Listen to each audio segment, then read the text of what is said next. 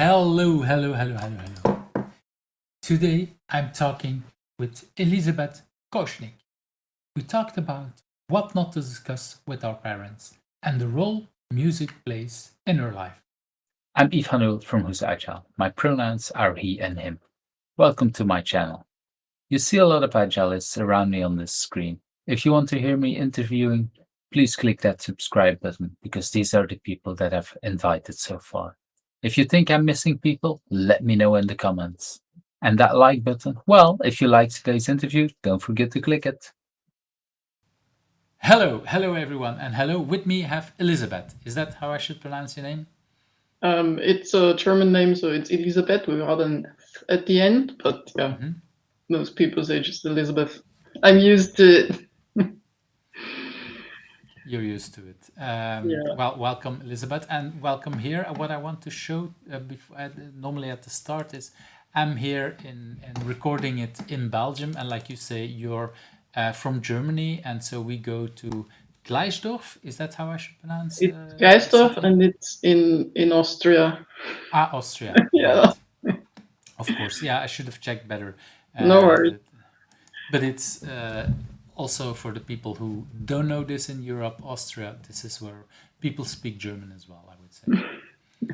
Well, yeah, we have the saying, and I suppose you know that about English-speaking people as well. The biggest difference between Austrian and Germans is actually the language. There are so many German words which mean the same, but are different in the Austrian usage to the German usage. We have very similar in Dutch sounding for Belgium and the Netherlands, exactly the same kind of thing. And last time I spoke German, they told me they didn't understand Dutch. So yeah, that was also, I gave up speaking German after that, I would say. Well, Elisabeth, before we jump into the questions, what would be a good way to introduce yourself? What do you want people to know about you?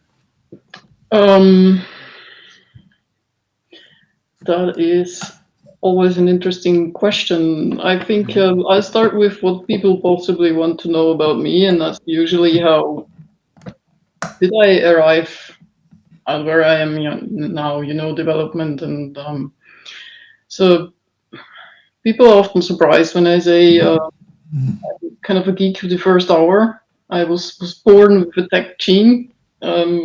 First thing I found when I was little was like there was a metal construction kit my dad had, and it had those huge metal bars, and it had bolts and screws and even little motors and stuff.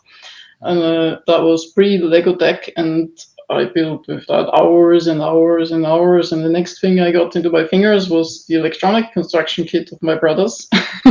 So story continued. I built radios and signaling devices, all sorts of stuff. And then when I was around 11, we got our first PC. And because I wanted to play better games, I learned to program. Motivation is everything, because back then you needed to load your drivers into low or high memory, depending on what game you wanted to play or what program you want to run. You probably remember that, I guess. And that got me into tech. So, and so does that mean that when you say your father had some of these tools, was your and then you got into computers? So what I'm hearing is you had a computer at home. I would say, was your father or your mother, or was there anyone who was already in IT somehow when you grew up? No. No. My father was an engineer in flow technology. Like you have streams of water, you have streams of air, you have streams of dust. So that's his background, his technical background. But there was no one that was actually in IT. I'm completely self-taught. And what did they buy the computer for you then? Yep, for me and my brothers, but mostly it was for me to use. Yeah. You said like, hey, I'm the one using it. Well, it was with many of the tech toys we actually had. My brothers had them, and I used them. And at some point, well, it was me who got them and used it most part. Yeah, so Yeah, that's well, yeah. At least they were around, and there was an option for you to use that. So that's still Yeah, nice of too. course. It's a bit Yeah. unusual, Um, I'd say, but thankfully my parents weren't into that. It's not for a girl kind of thing, mhm. That could have happened. It's not Well, unusual, and yeah.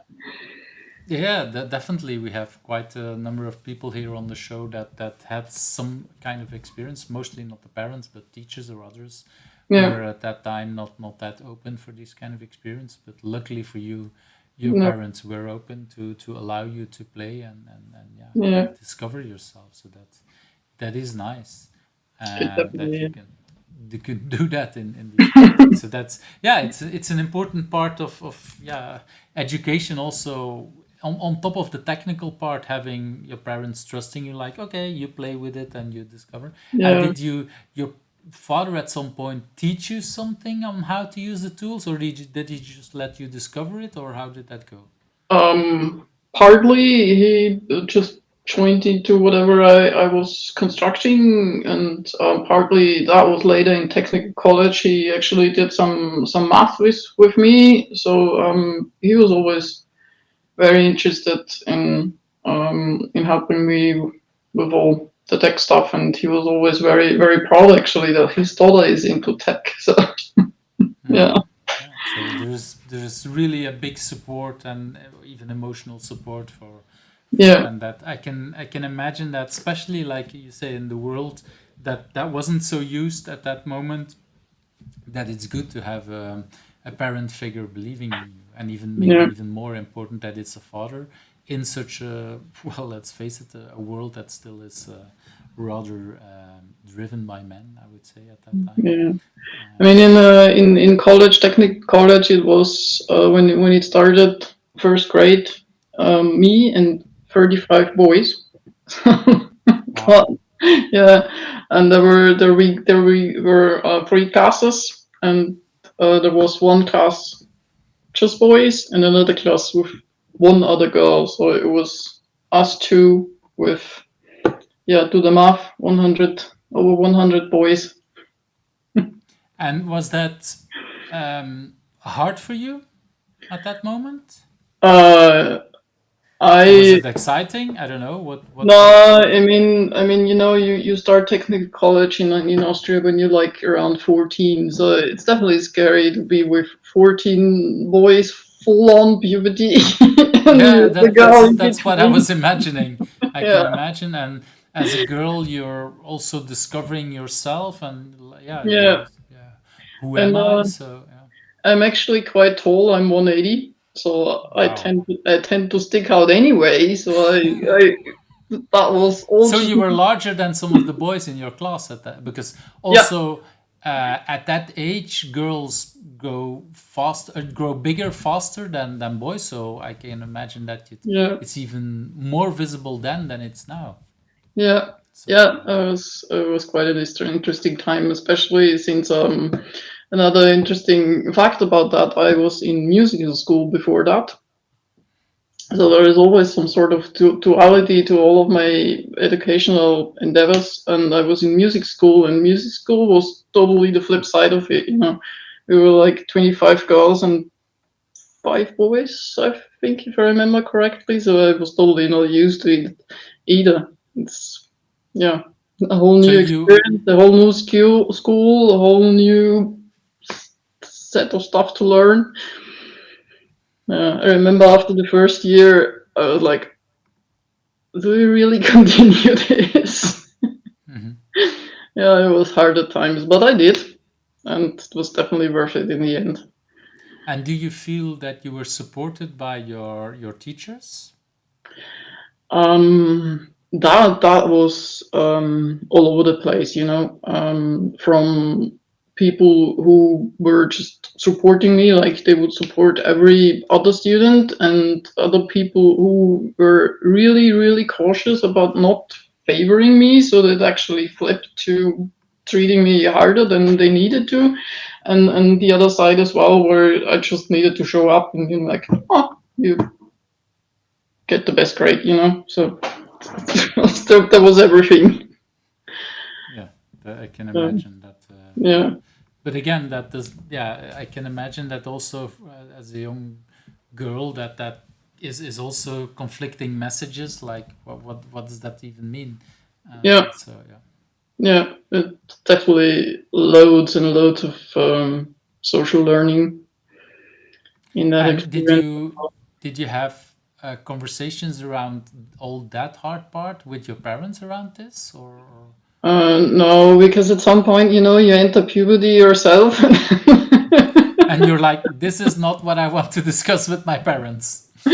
Yeah, and we had our own fights about stuff about school as well. And I had a phase where I was just bored by school, and then we had those typical teenager fights about grades, and yeah, so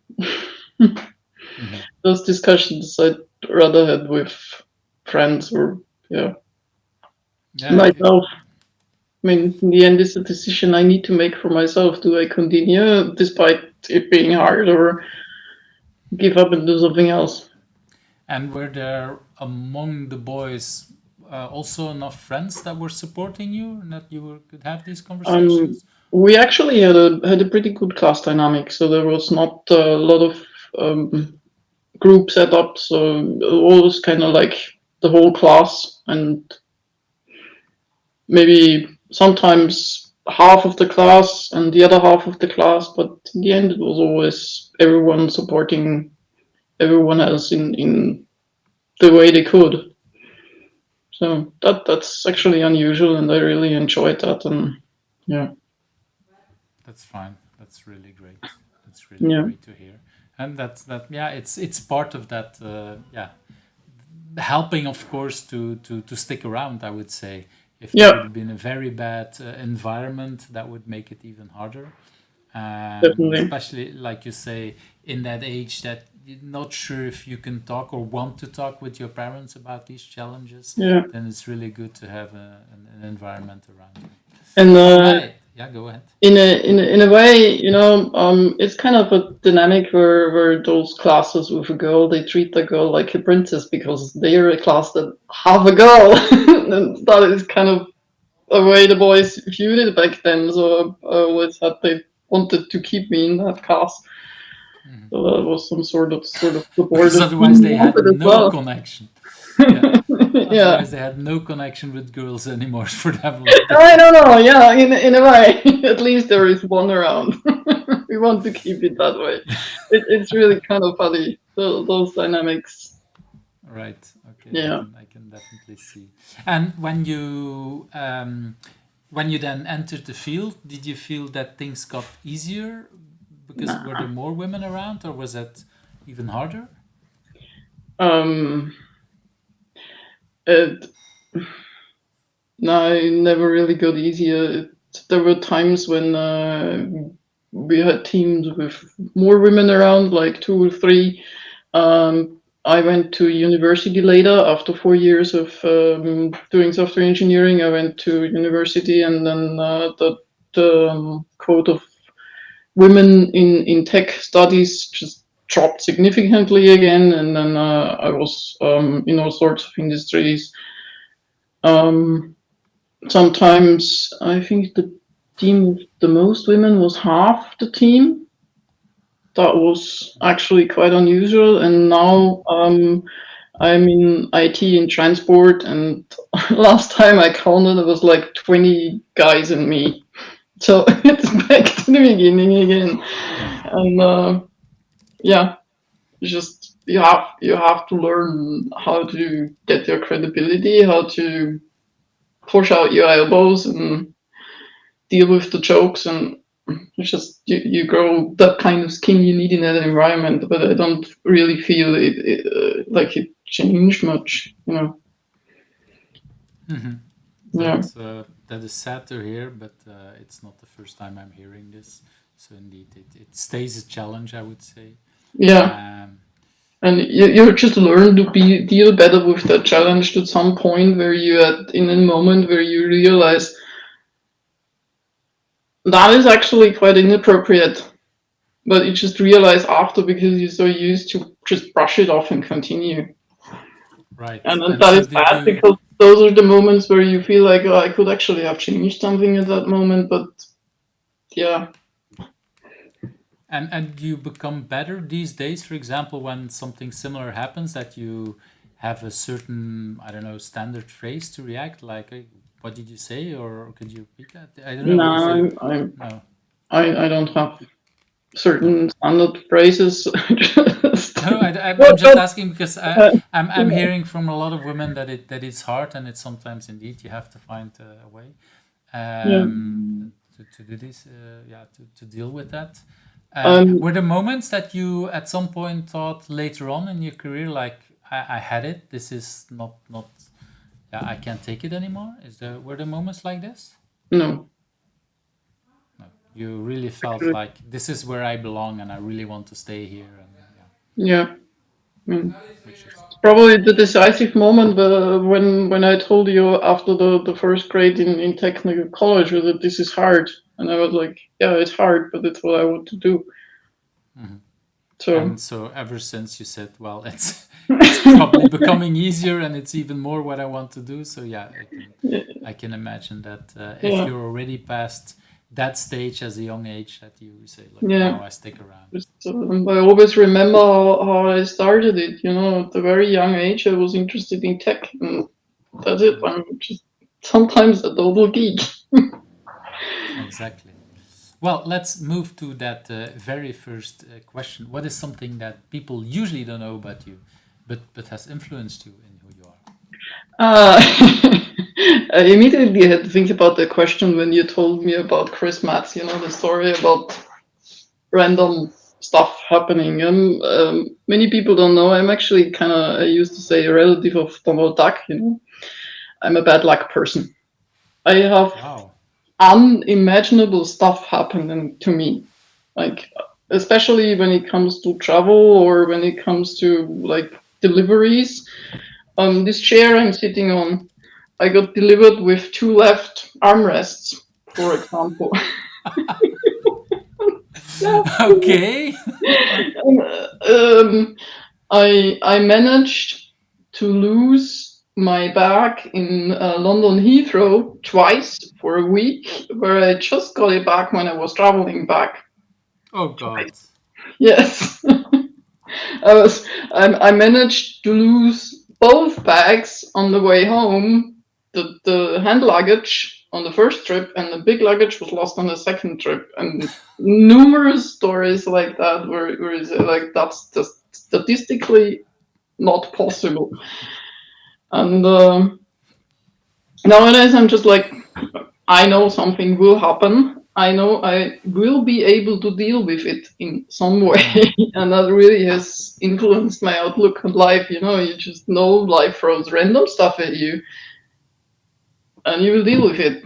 It makes you, in a way, incredibly strong because you've learned to deal with stuff in so many ways. For example, I never travel with my car keys anywhere else as on my body. Mm. It's just because you need those keys when you get back. Wherever they get lost, you have them on your body, and you Oh. can actually. I had that reminds me. I did a trip with a company car. The company car broke down on the way out. My private car broke down on the way in. Wow. Yeah, But I like that attitude. I like that, like, okay, life will throw stuff at you, and okay, once yeah, you're able to deal with some of the stuff, yeah, you deal better at it, or you prepare, like you say. I always take my keys on my body yeah, to make sure. It's something I recognize. Like, yeah, I've also had, yeah, I have also some kind of tricks that I'm using. Like, okay, if I travel or if I do this, this is how I deal with it, because I yeah, want to, yeah, I will immediately notice, hey, I don't have my keys with me. yeah, It's annoying when I go somewhere where I don't need my keys. I will leave them at home to avoid to lose them. But then I will constantly feel like, hey, I don't have my keys with me. Where What's is it? happening? Where is Where it? are my keys? And then, like, after a minute or two, like, oh, of course I left them home because this is a trip where I don't need my keys. Yeah, But I prefer this way than traveling with my keys and indeed not finding them at crucial Yeah. moments. And so Exactly. that's it's a good way of dealing or looking at how what life throws at you, because I recognize that as well. Life throws a lot of stuff at you, and it's a much healthier way of dealing with it than complaining and saying, oh, whatever, bad luck, and look how miserable I am. No, it's like, okay, look how good I am at dealing with stuff that's been thrown at me. So that's is that an attitude that you had already for a long time, since you're a child, or is it something that you learned to do along the way? How?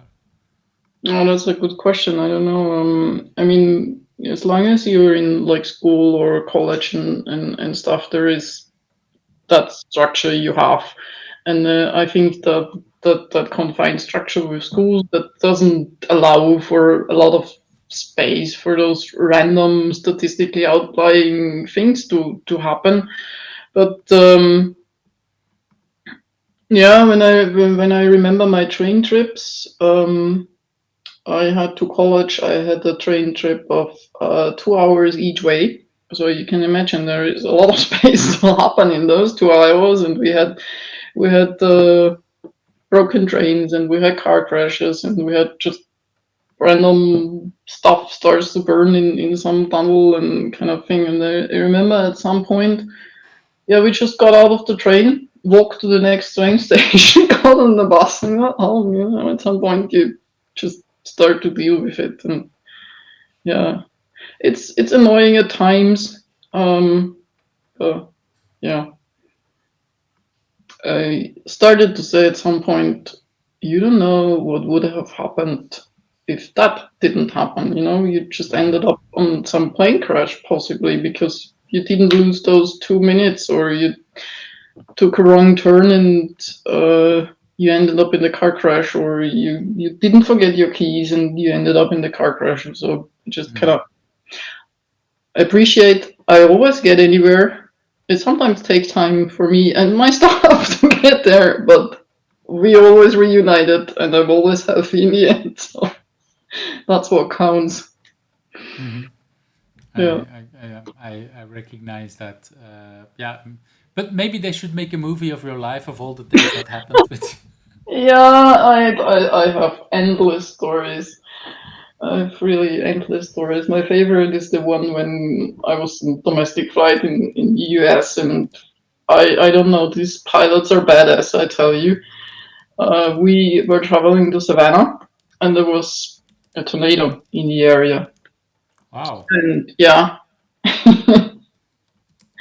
you don't breathe on those planes anymore.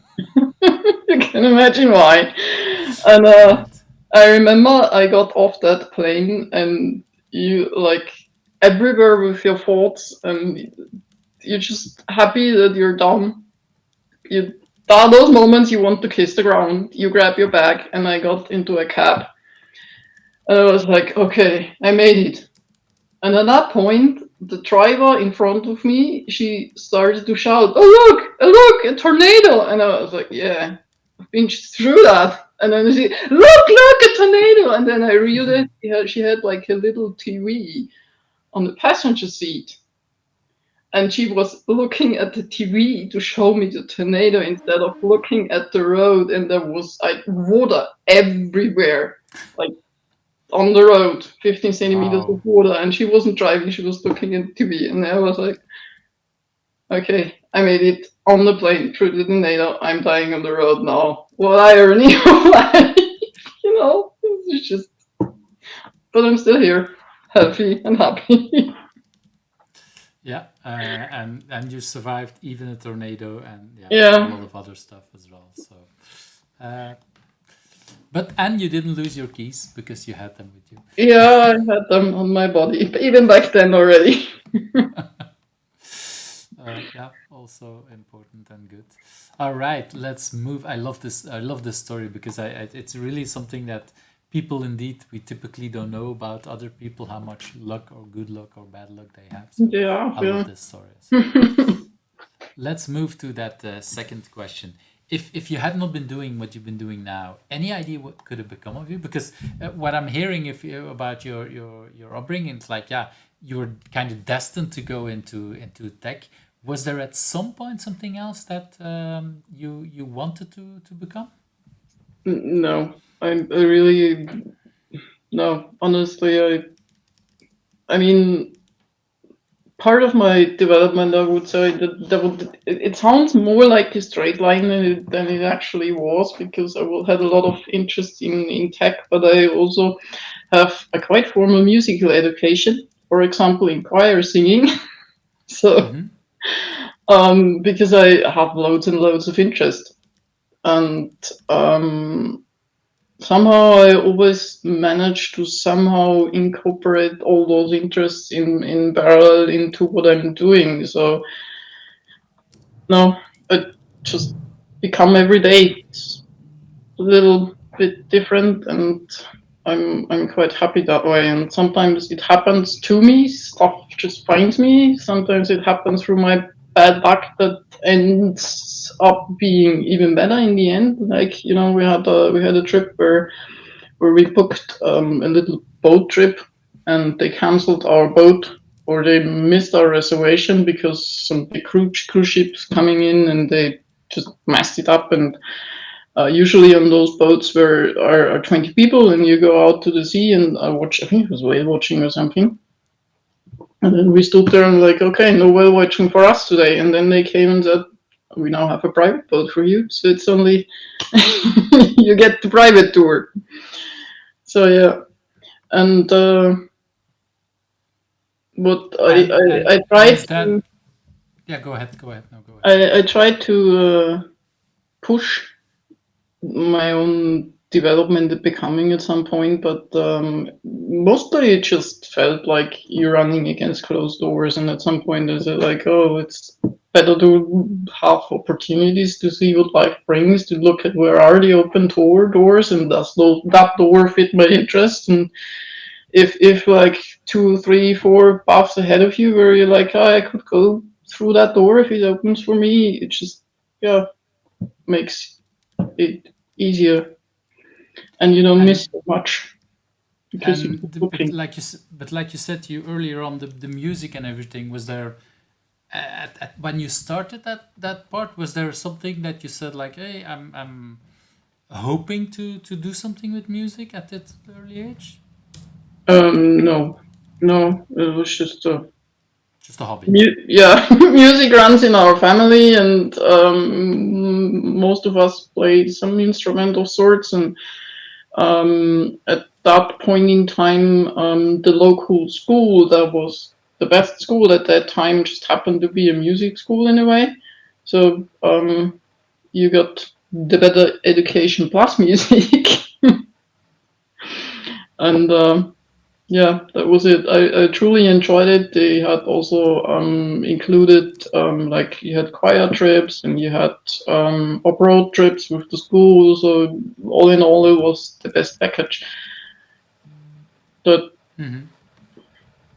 That's yeah, yeah, that sometimes is how it is, so yeah, sometimes. this is just um And do you still at some point, like you said, you kind of integrate some of these things? Are you still somehow busy with music one way or another, or is that completely in the past? no, I have my moments where I sit down and try to relearn to play the piano. If you don't use those skills, they kind of wear off.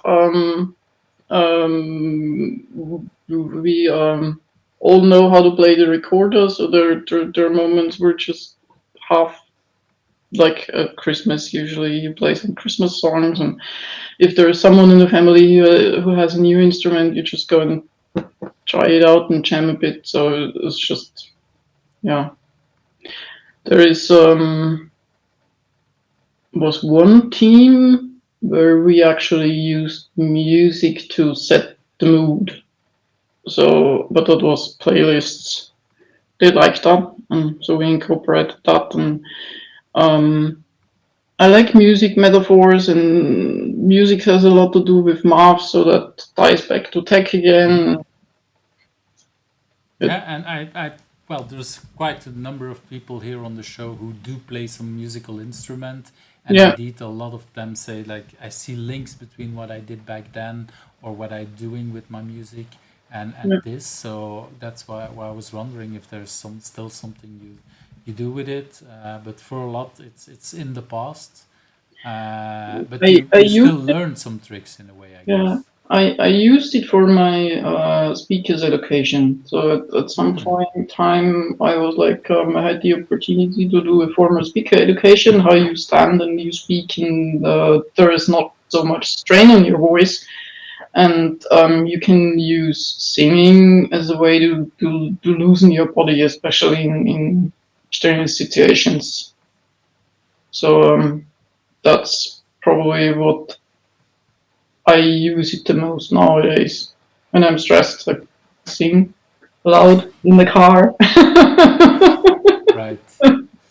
Yeah, but well, basically what you're saying is that you learned at probably a young age a way that music could help you to de-stress in a way, and which is well, I mean, if you find a way, whatever way to help you Yeah, de-stress, yeah, that's really helpful for a lot of people to yeah. know how to de-stress yourself.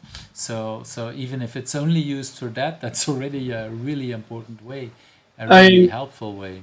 yeah, I got lost in. I remember playing the piano for hours, really the same song over and over again, and I suppose I half annoyed the hell out of our neighbors.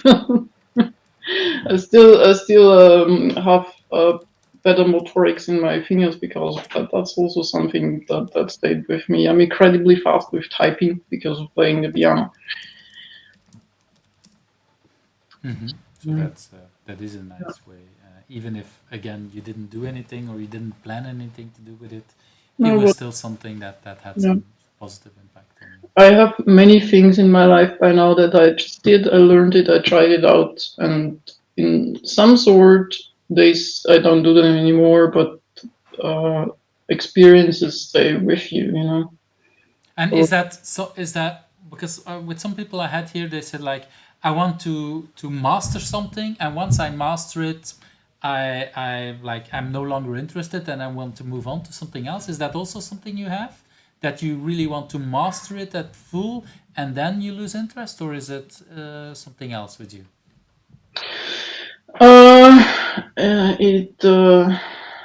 it depends. No, it's not like a deliberate decision. Those things kind of blur in and out. For example, snowboarding I did when I was 16. Then before that, I did skiing. Then I did ski again because my children were little, and it's a lot harder to go snowboarding with little children between your feet, on the lift. Yeah, exactly. Yeah.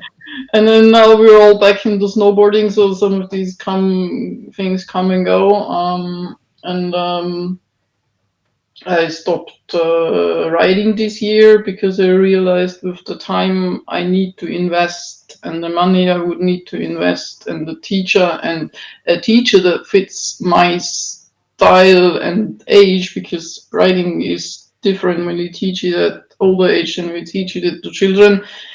Um, that would be an excruciating amount of hours. So, but it had taught me stuff about my body, so I was happy to say, okay, I need to find something else to find that focus you have to have when you sit on a horse that has its own mind. Stuff like that, for example. Hmm. So most of it is deliberate decisions because of the need I have at some point in time. Hmm. It's not Yeah. about mastering, it's really about what do I need right now. Hmm. Yeah. And that's a very healthy way of looking at things, of course, Yeah. and also daring to stop when you don't need it anymore. Sometimes Yeah, people or when do. you see like it's not efficient or effective or contributing in the way you need it right now anymore. It's quitting is not always just quitting and lazy or whatever people say about quitting. Hmm. We need that. It's a deliberate decision for something else. Yeah, I like that. It's really we live in a world that that in many cases looks at, yeah, quitting is bad, where actually if you notice that it doesn't bring me anything anymore, it might have brought me something in the past but no longer now, or maybe I thought it would bring me and I see it's no longer true, or whatever changed with my life, or something else, or the thing I was hoping to achieve, that doesn't exist, or whatever. It's good to quit at some of these things. So that's really is a smart way of looking at things. Especially if a lot of things, bad luck, happen to your life, like you want to reevaluate a lot of stuff. But yeah, I really like that. It's I've seen myself, if I look at my past, sometimes diving too deep into some of the things that sometimes it's maybe better to say no. But I think I tell you, it was a learning path for myself to not view myself as a quitter when I do those things. It's there are moments where you just need to save yourself, and it's okay to do that. right. Also, yeah. Yeah, And it that's took me a fine. long time to come to these senses. Yeah. So I'm happy to hear that you have this. So really wonderful. Let's move to well, we talked about sometimes it doesn't bring anymore. So these are for me challenges. So what do you consider at this moment your biggest challenge? At least the one that you want to openly talk about on the internet. Well, I have two teenage daughters. They're currently 13 and 15, and their planning horizon drives me mad at times. It's just like they live for the next 3 hours or something. Right. And in one way, I totally laugh that because they're so in the moment and say, "I'm going to meet friends today or not." Just how I feel about it, I will do that. But there is life around that happening, and that life around that needs some planning at times. And Yeah, I'm I can as definitely a, see the planning of a family is becoming a lot more tricky when you have teenagers or students around that yeah, somehow seem to live in a different time frame or time. Yeah, I don't know. I don't in even know if they know what time is yeah, I sometimes. don't, I don't know if all of the teenagers are like that, but mine are. And someone has said to me, they do that because that's what they know they can annoy you the most. Because I need the planning to keep all of this running as a working mom who has abroad trips, and they have different schools, and I have the house and everything else. You need some planning to just sort all those puzzles so they fit into my schedule. And if they need to fit in that schedule, I need some information of them at times, and that's just the way it works. And when I book, for example, snowboarding trips, I need to book Christmas trips now because otherwise you just don't get any hotels anymore. It's just fully booked because I need to go into the holidays. So it's August, and I ask my girls, "How do you feel about the snowboard trip?" And they're like, "Are you mad?" But yeah. So what has that taught me is to find out a way to plan around their non-existing planning horizons and just get those answers I need right now. And And only ask them for answers I really, really, really need right now. So all other decisions get postponed because it's not worth it to get into that fight. And that's also a skill I really value because you learn to cut stuff really, really small, and you learn how to postpone decisions to the very last minute. And I suppose you remember the theme here. And yeah, That also allowed me to have more flexibility in my own life again. This has just opened some space up for myself as well, because I learned that, okay, maybe I don't need to plan that now. I just see how I feel in 3 hours. Yeah, that's Yeah, yeah. We yeah, hope to teach our children something, but at the same time, they can teach us a lot. And sometimes, like, okay, yeah, why do we? And yeah, I do remember some conversations with my children, like thinking I want something, and then yeah, they basically ask the stupid why question. And at first, I'm very annoyed. But then, yeah, after a while, typically when they're in bed, I keep thinking about it, and then I think like, yeah, maybe they're right. Why am I yeah. asking this? Why do I want this? So yeah, Why it's would you actually? And yeah, you learn about a lot about yourself of those things, especially about your own patterns of avoidance, in my experience. Because planning in a way is also avoiding some uncertainty, you know? So you learn to yeah. deal with that because you have avoided it so far. I recognize a lot of that, and of Children are course, great, aren't they? They teach us the all. they teach us a lot. They're a great mirror, and indeed, what Hmm. annoys me most is the things that I recognize from myself, of course, or from my partner, Yeah, depending yeah. what's happening.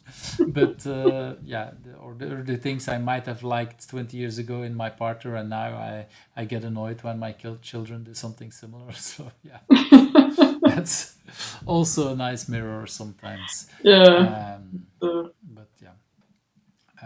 But yeah, I really like the way to look. And like you said, so the second part is, why is that a good thing? Is indeed like what you say is, yeah, you learn to look at, do I need to plan everything indeed, and can yeah. I look at them? And also don't jump to conclusions, right? You don't get those answers because they want to get into a fight with you, or they don't want to plan, or they, you can have all those sorts of conclusions and assumptions about why they do it.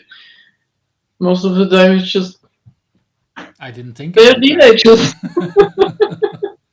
That's the way this Yeah. both way they are, and then not because they want to annoy you or want to get into fights. And yeah, No, sometimes I got the most surprising answers at times when I kind of when you are off that immediate emotion that sometimes evokes in you, and you like get back to what can I assume here that is just the smallest, how do I say this, or the version with the least bad intent, or the version that just because things happen like that, and you get the most surprising answers when you start from there, especially with when teenagers. yeah, because Yeah, they sometimes have also similar kind of reactions. Okay, you as a parent, you want to annoy me. It's like, no, yeah. well, of course, I know. I was on yeah. the phone. My best friend was telling me a very exciting story, and you knock on my door, and they go like, "Boom!" And Mhm. yeah, I Yeah, totally understand that. That was an exciting story. That was the best friend on the phone, and yeah, I would react probably in the same way. I was listening intensely. I was feeling that story, and then someone goes, yeah. I recognize that as well, and yeah, and they sometimes have the same feeling from us, that we are trying to annoy them and do stuff, and yeah, "Yeah, of course, I don't want to be their best friend. Part of my job is to raise them, or a big part is in of that. course, That doesn't mean being best friends, but it also doesn't mean annoy them by definition. no, So that's yeah, and like you say, it's a good way to look at each other. Like, okay, what could be a positive reason for wanting to do this or that? So that's I really like that way of looking at the world. Yeah, rigidness, go ahead. rigidness where you need it, where it's supposed to be, but not in other places where it can extend grace and kindness, and like, yeah, it's another human being, not that bad teenager. Yeah, Yeah, and Yeah, I recognized a lot, and when I noticed this is most, of course, is when I talk to parents of the friends of my children. Like every time their friends come to our house, they behave fantastically. They're like, wow, these are well behaved children. Then they're in all kind of ways. And when I tell these parents, are like, really? Because at our house it's not, and it's probably the same. They feel the same about my children, and that's really like, no, this is perfectly normal. I prefer Yeah. that, that there are struggles at home and not somewhere else. So that's The famous dishwasher story. You probably know that, right? The dishwasher at home has a force field for teenagers. I truly believe that. yeah. every other person's dishwasher doesn't have that force field because at every other house they go with their plates and put it in the dishwasher, but not at home. No, but it sometimes can help as well. We were not at home this summer, and my son. So we were on holiday, and my son called us, and he was locked into his room, and it's actually thanks to a spoon that he was able to get out of his room because he's Oh, yeah. wow. So thanks to cutlery that was still in his room, he was able to escape from the room. So even there is a lesson to learn. I can totally see them telling you. See, and that's why I keep my dishes in my room, or Well, they they did. create They it. they didn't make that assumption, but yeah, I was. We Wait for got the it. phone call like I'm locked in, and then we're like thinking, okay, how could I help? And then a little bit later we heard like, okay, but there was a spoon in my room, and I was able to Spooning in unlock my my room. I door with like it. that. So there might be reasons for it. We just don't know. It was the universe telling us, our children, that they need spoons at multiple Yeah. levels. So that's.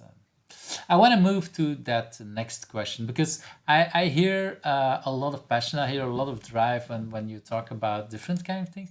Do you know what drives you, or where that drive or that passion is coming from? Um, someone has said about me, and I just use those words because they're so true. I don't do bored. I just like to do stuff, experience stuff, try things, learn from them, and yeah. I mean, I do bored because some creative ideas arise from being bored, but yeah, most people know me just like doing two or three things at the same time, and yeah, try out. And that drives me. It's just there's so much to experience here, Hmm. and if I can, I don't want to miss a thing.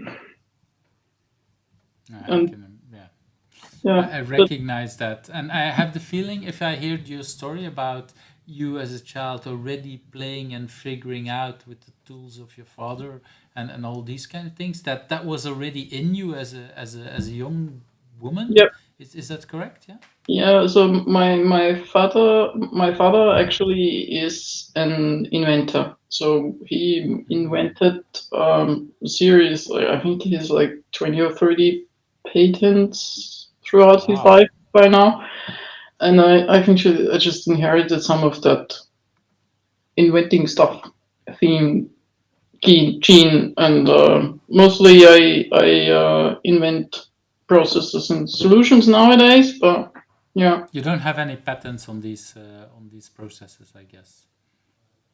How do you mean patterns and processes? Well, because you said your father had patents on some of the discoveries that he did, so I don't No, think that no, no. on your I work you could have the same thing. I thought about that, but yeah, there is that a patent has usage in someone can take that and copy it and build that machine. Hmm. Um, a lot of stuff I invent, I'm not sure if someone else could do them the way I do it. There is that inherent thing that makes us as a human who you are, and when you invent something that is like behavior, then it's really hard to see how you could provide a patent to for someone to copy that. Hmm. Yeah, I thought so too, but that's why I was asking if because Yeah, yeah, you can, the world of patents is very yeah yeah. yeah I don't know much about it. Is this I don't know. Is this something you've discussed with your father on how that works, that whole way? Because inventing is one thing, but then patenting and making a living out Um, of these things. yeah, I mean, we had conversations around that, but mostly, you certainly need some sort of lawyer who is specializing in that field because you have area patents and you have trademark around those kind of things, mark patents and patents, and you have machine patents, and you have, you know, it's a whole occupation who deals with all sort of thing. And you have the licensing stuff behind it that changes from what kind of patent you have. And I've never really thought about it because he only patented those inventions where he said there is actually a business case behind it. It's Right. not like they're come for free.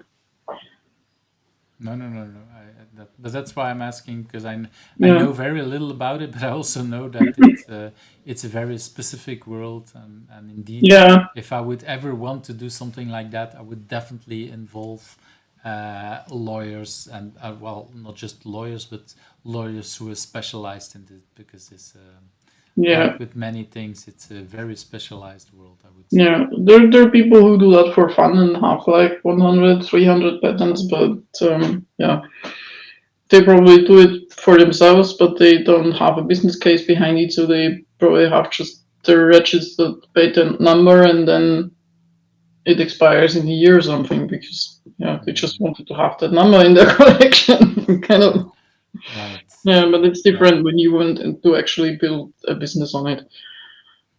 Hmm. And did you, as a young child, had any idea that that were the things your father was into? Was the things that were discussed at home, or not? Yeah, we had actually some of those machines at home in small Wow. versions. And did you then play around, or was that yeah, not were you not allowed to touch these things? We were allowed to touch them. There is not like you can actually play around with those things because if you think about like one patent he had was in a specific hydrogen power plant turbine. So you see the turbine, but you cannot play with it because you're missing the power plant. I guess you didn't bring a small power plant at home. Yeah, funny story. At some point in his life, he actually bought a small hydrogen power plant because in Austria we have a lot of water, we Wow. have a lot of hydrogen power. So he actually uh, had that So, part of his business for a while, and I really that is so good to see how life always goes kind of in circles. yeah, but it's well. I was talking and asking earlier on about did you have a computer at home, but I would never thought to ask the question: did you have a power plant at home? Yeah, actually, now That's now I have one because on my roof. right. Okay, in a way, yes. Wow. Yeah. So But really wonderful stories, and I can see linking between a lot of these answers, which is well, which is yeah, so why I like to ask these questions because for me that's indeed a little bit how we learn much more. And we already talked about some of the things that you achieved one way or another. So I want to go to that next question. What is your biggest achievement? And what I've learned in this podcast when I asked this question, that basically this is your moment to brag and to be really proud. And is that easy for you, Elisabeth, to brag about yourself? no, totally not. Um, I mean, for me, it's part of the job that I own the bad ideas, people own the good ideas, no matter where they come from. So how do I brag about good ideas I want other people to own?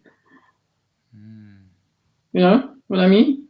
Yeah, I Yeah. understand. So I just said in a phone call with my daughter before, um, I'd be incredibly rich if for each time people said, no, that's a bad idea to me, only to implement that very bad idea of mine as their own the next day.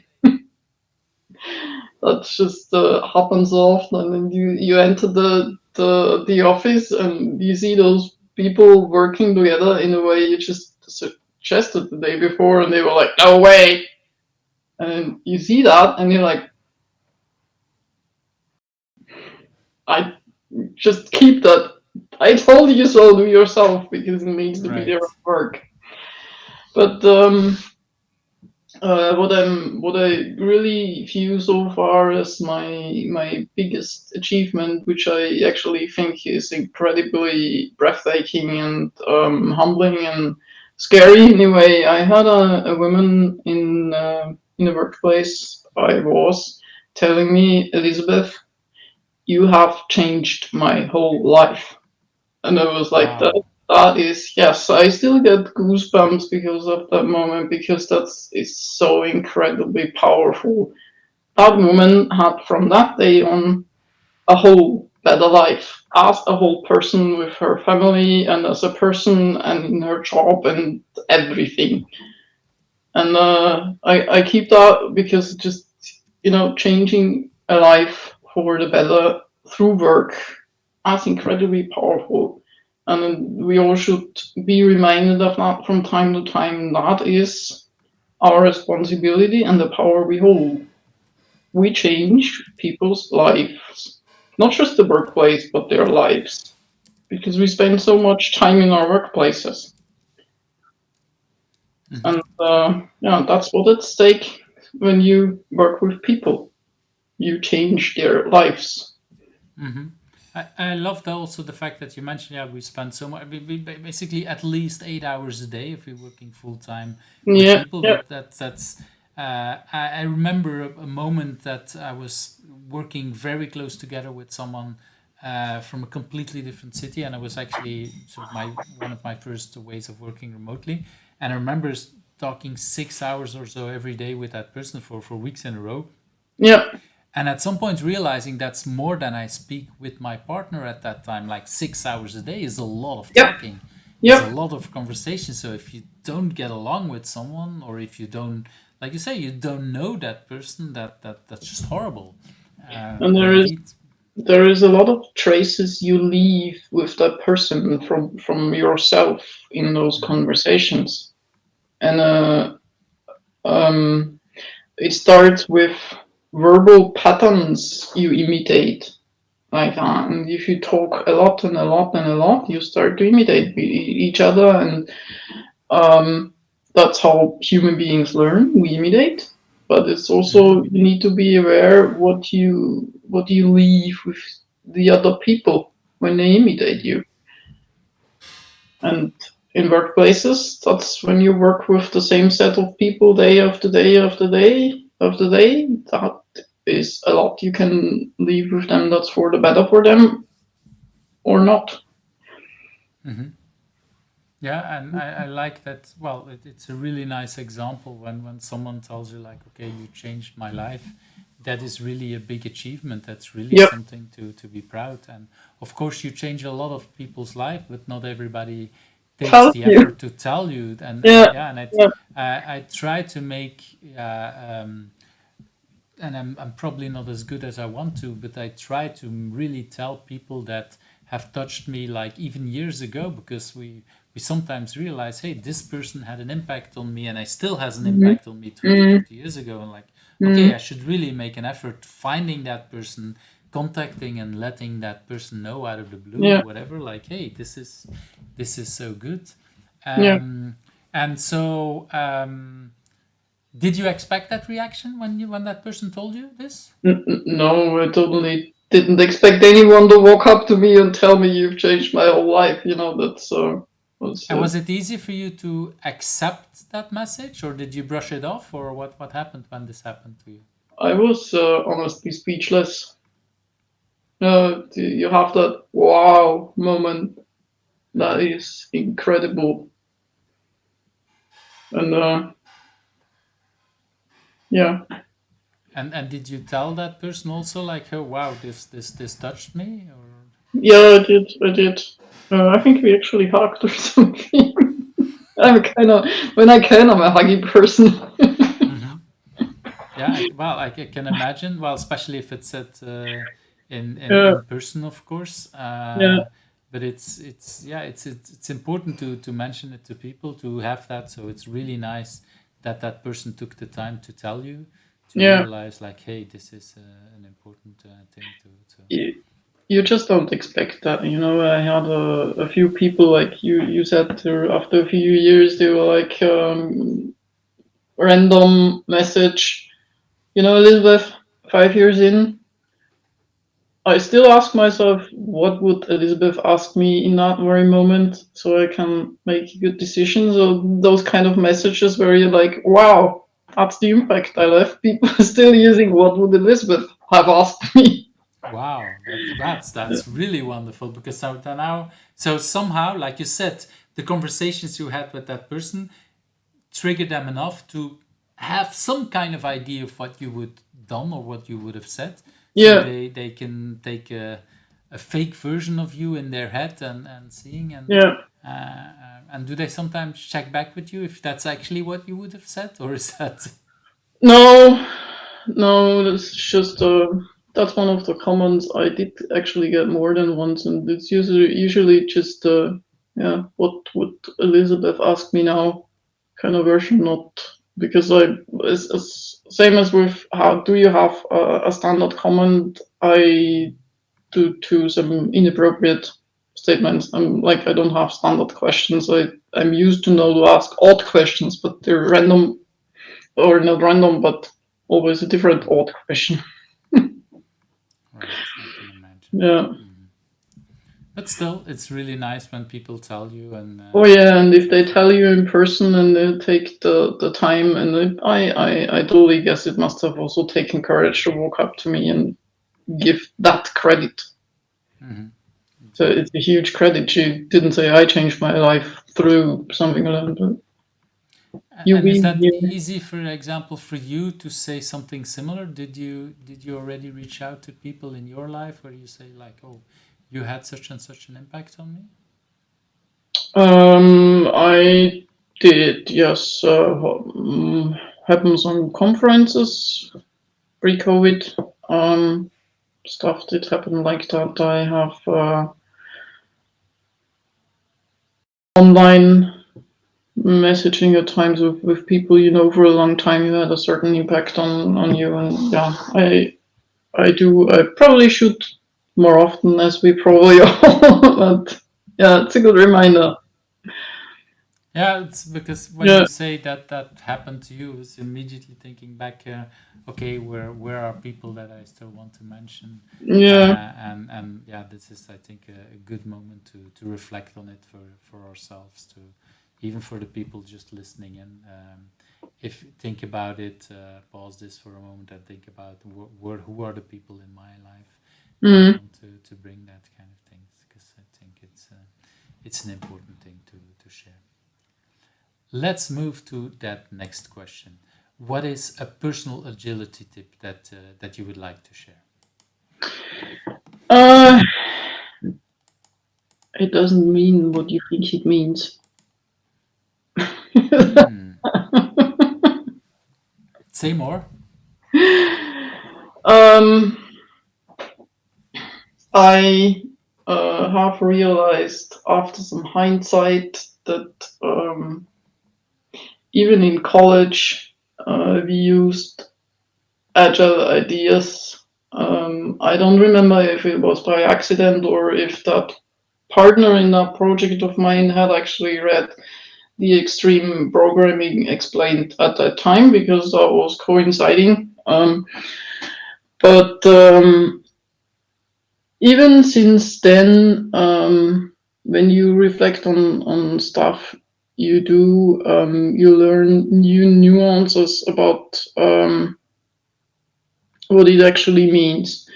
And when you start with it, I believe you compare it a lot more to what you know at that point in time, and that is totally normal, because that's where we start from.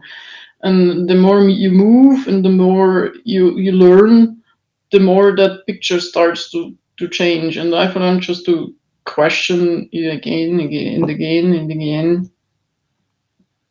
How could we even?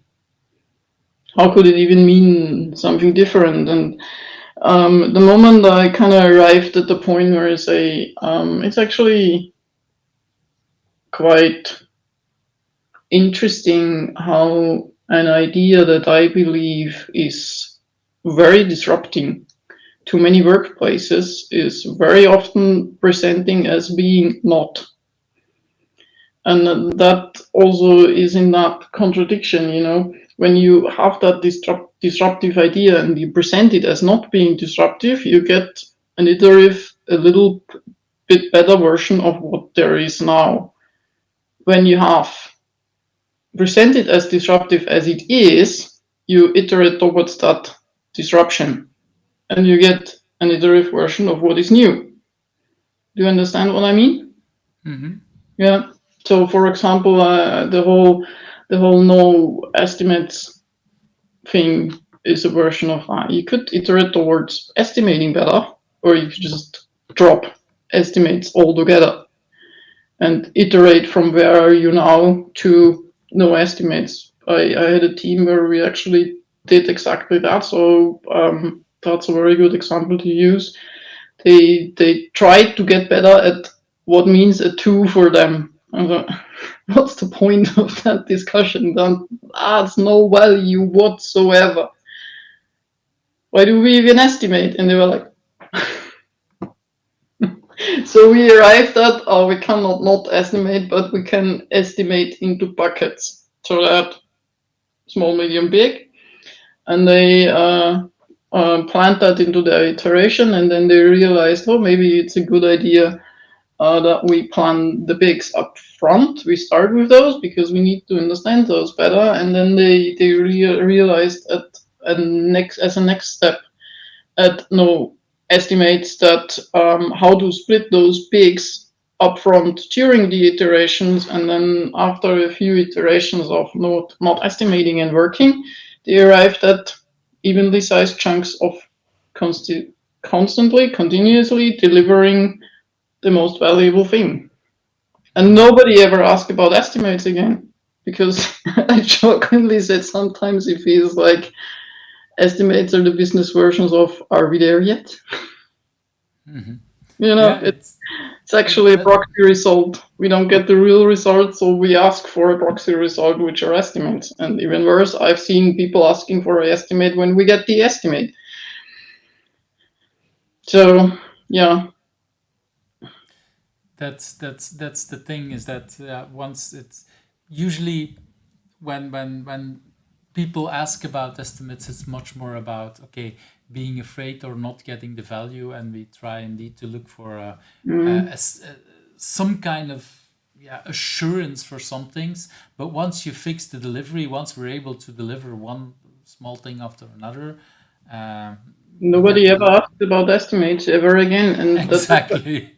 that is another good example for it does not think what you think it means, because many people think no estimates mean no estimation. And that is so not true, because we always estimate as human beings. Even if we cross the road, we estimate, can I cross in front of the car, or should I rather, even when I sit down, I estimate, will my behind Mhm. land on the chair? It's just inbuilt in what we do. So we estimate all the time. It's just what do you actually aim your estimation towards? You I get love done?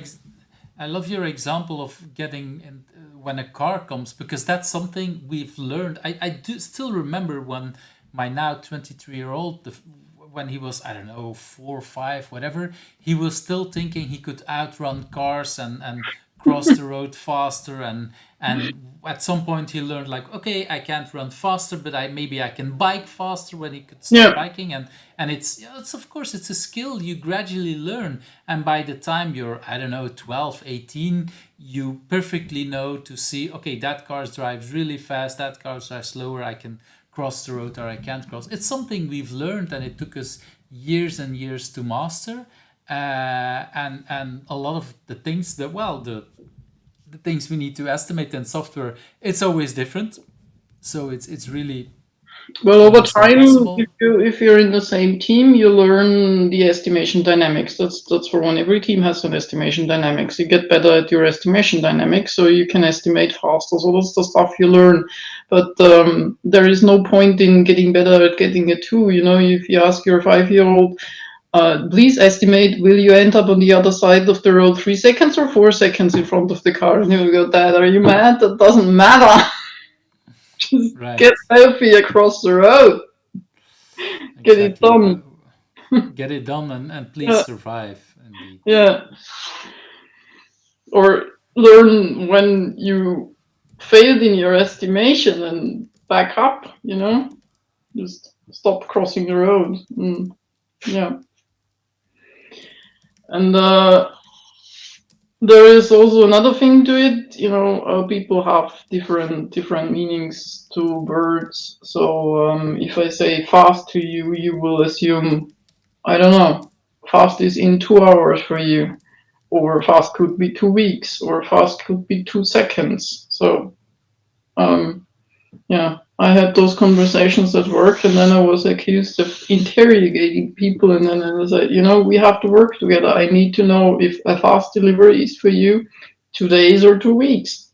And I'm like, how else would I ask? What does fast mean to you? Exactly. Yeah, Like, yeah, you're right. Actually, you're right. And it comes back to, again, the discussion with your children. Like, for them, it's like, I can think in the future 3 hours, and you're like, yeah, Yeah. when I think about the future, it's 3 years or whatever Yeah. you plan ahead. Something like that. So yeah, and like, yeah, for children it might be okay. I can already think, and so for some children, especially when they're young, it's already hard to think about they will have a meal in an hour, so they want to snack now because they feel hungry, even if you're cooking and it's like, yeah, in maybe 5 or 10 minutes we'll have dinner or we have lunch, and it's like, yeah, but I'm hungry now, because they don't know what 5 minutes is, because that's, yeah, Yeah. it's a short time, but it's a long time for people that don't know. I mean, what, you know what those time is. peekaboo games, you know, where you play with babies. That's because they, at some point in time, they actually don't know that you will be back when you leave the room. They have to learn that. So when you Yeah. leave the room, you're gone forever. And yeah, it's Yeah. yeah. Oh yeah. Yeah. Many, So it many, doesn't mean what you think it means. exactly. Yeah, but that's wonderful. I do remember, yeah, having a child of a friend over. We didn't have children at that moment, but there was a child that, yeah, we were kind of babysitting, but the time with that baby at our place. And we just had a small camera that I borrowed from someone, because I don't think we had it, but I don't know. And so what happened is that this baby couldn't crawl yet, could hardly move, so it was on the floor on what is it? Yeah, in a safe environment, Yeah. couldn't move. But what happened is that this.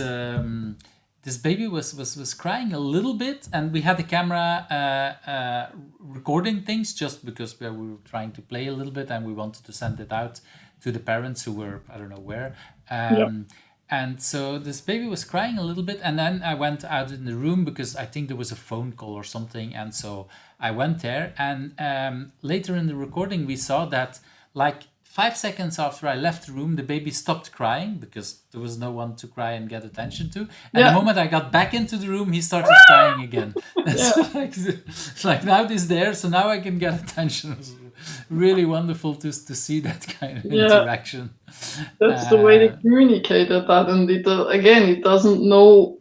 It doesn't mean what you think it means in the first place. Exactly. They wanted attention, and maybe crying is associated with all sorts of things, but not communication, but it's lots of communication. Yeah. Yeah, children are a source of learning. If you let them. Exactly. Really wonderful. So let's move to that next question about remote working. And yeah, so a lot of us, well, I started did some remote working before, but a lot of us did full-time remote working in 2020. Did you do any remote working before? Or? Yes, I was actually employed at a company in Munich pre-COVID.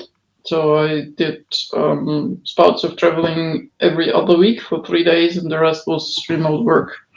And I actually still use most of the same setup.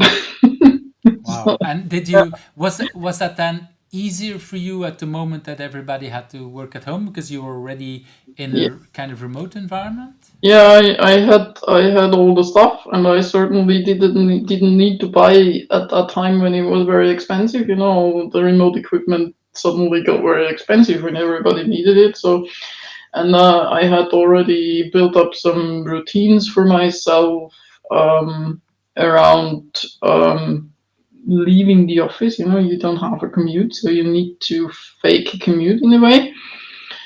I had learned to leave the office at the desk and ignore the desk, because at that point in time my office desk was actually situated in my living room. So I was walking past it, like, very often in my leisure time. So yeah, I had a standing desk already.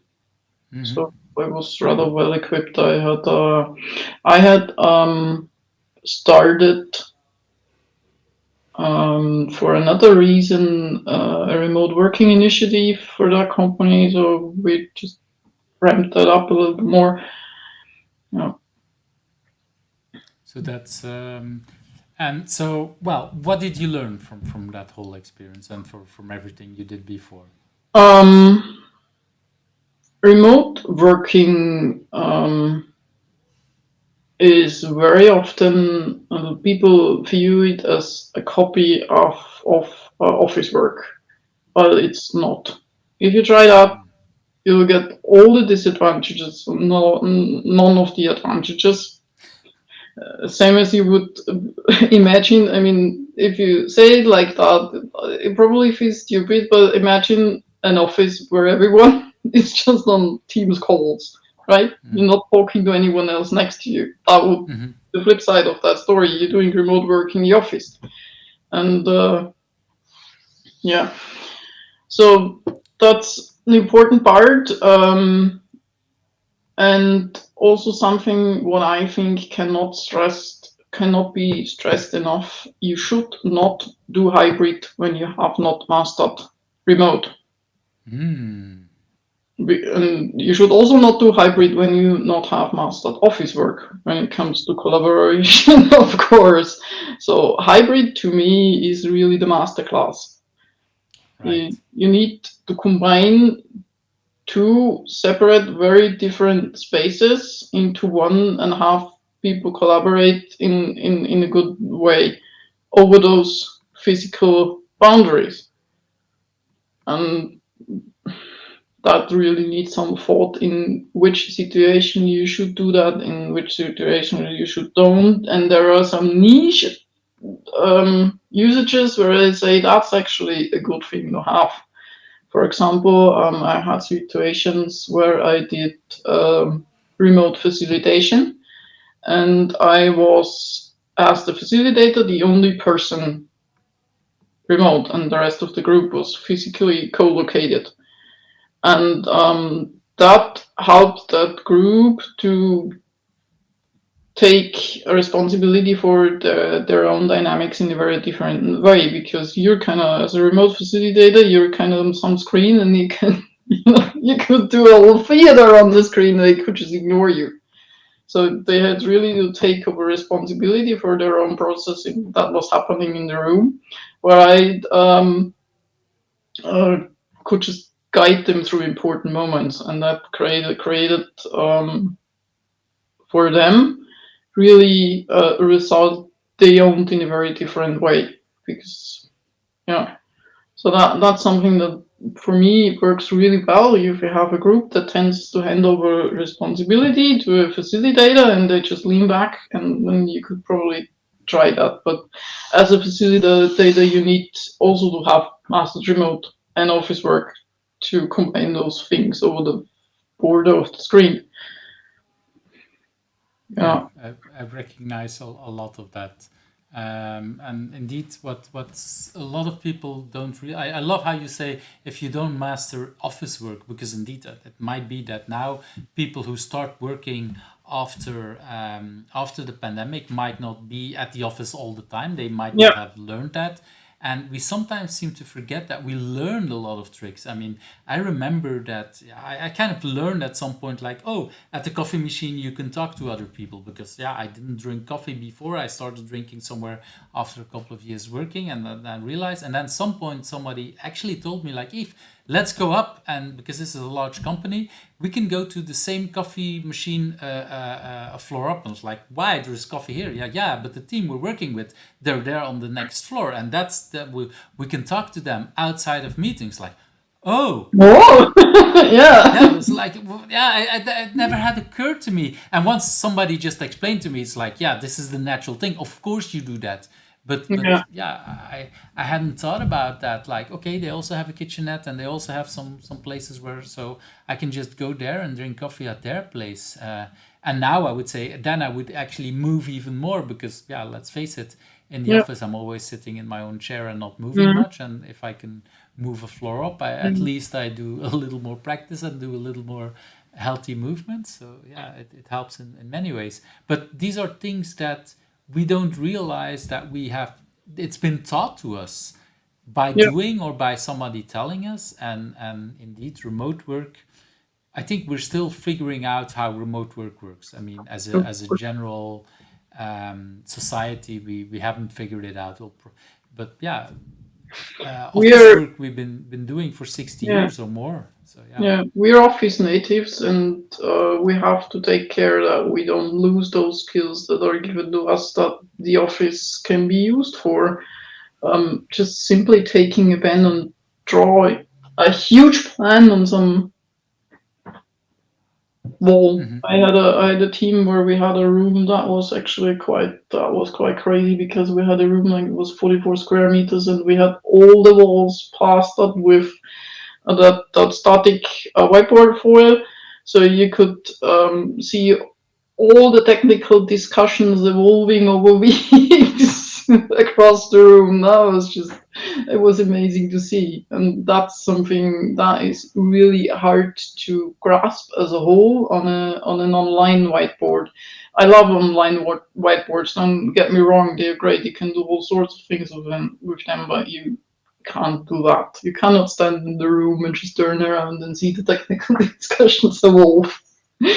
Hmm. And things like that. And in that very team, there's a few different office stories because when I was hired, I remember telling the manager, "You probably will see me in the kitchen a lot in the first month because Hmm. that's where people go,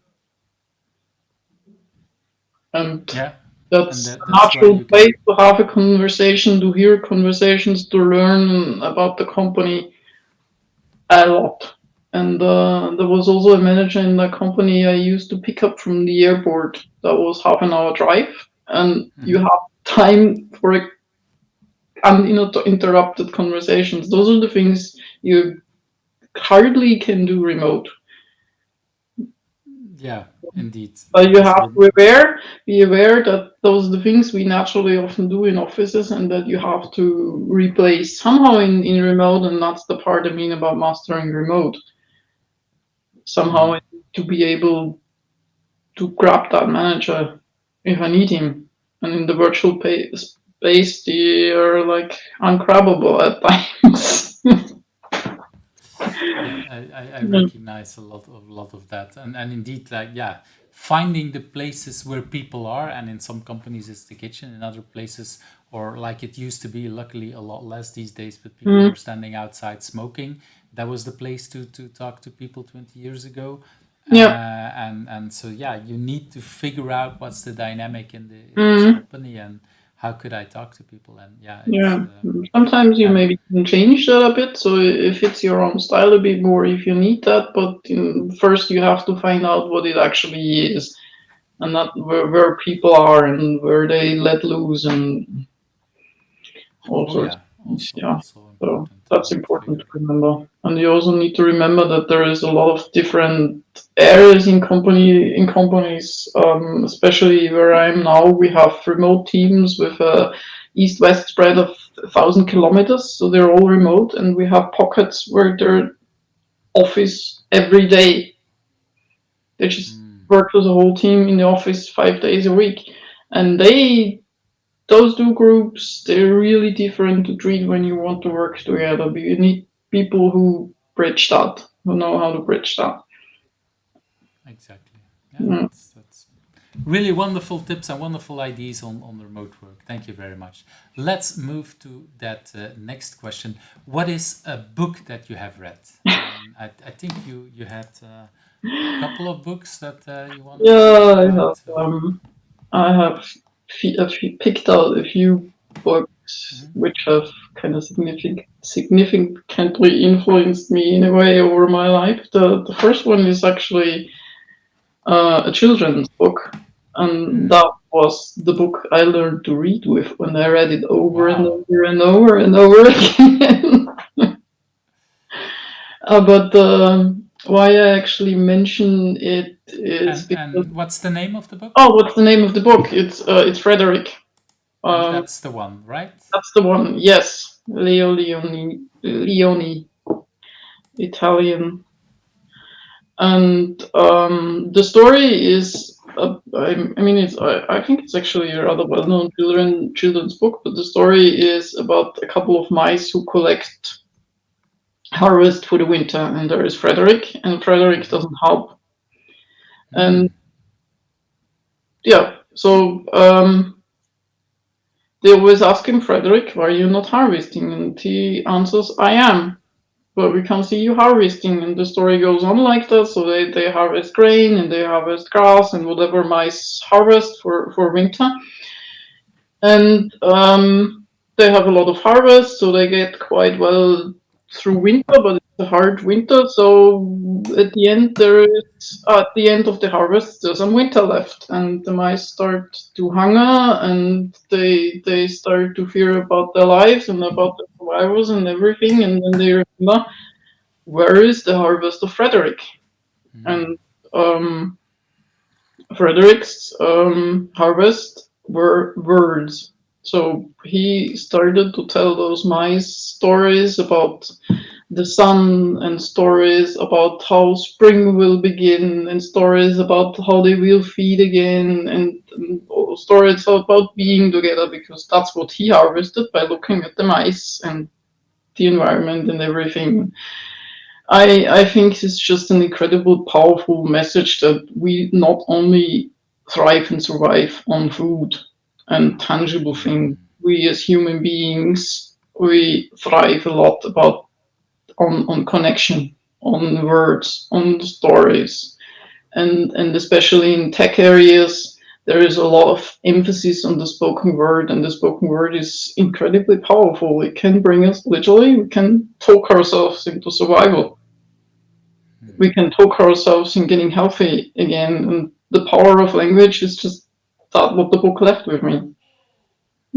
And if you talk about, okay, all these unexpected things happen to your life, and you look at in a positive way at it, and in that sense you're I don't know if you're talking to yourself, but I see things there indeed where you try not to look on the negative side but on the positive side, like, okay, Yeah, so I don't know if you learned it by reading the book, but it probably wasn't, well, it was helping in one way or another a bit, I would it say. was for sure helping in one way or another. And I literally had that conversation with my daughter just before we started the interview because I said to her, I actually don't like talking about myself that much and I don't do it that often, so it makes me nervous. And she was like, you're so confident. And I was like, yeah, sometimes I just tell myself I'm confident, because that helps.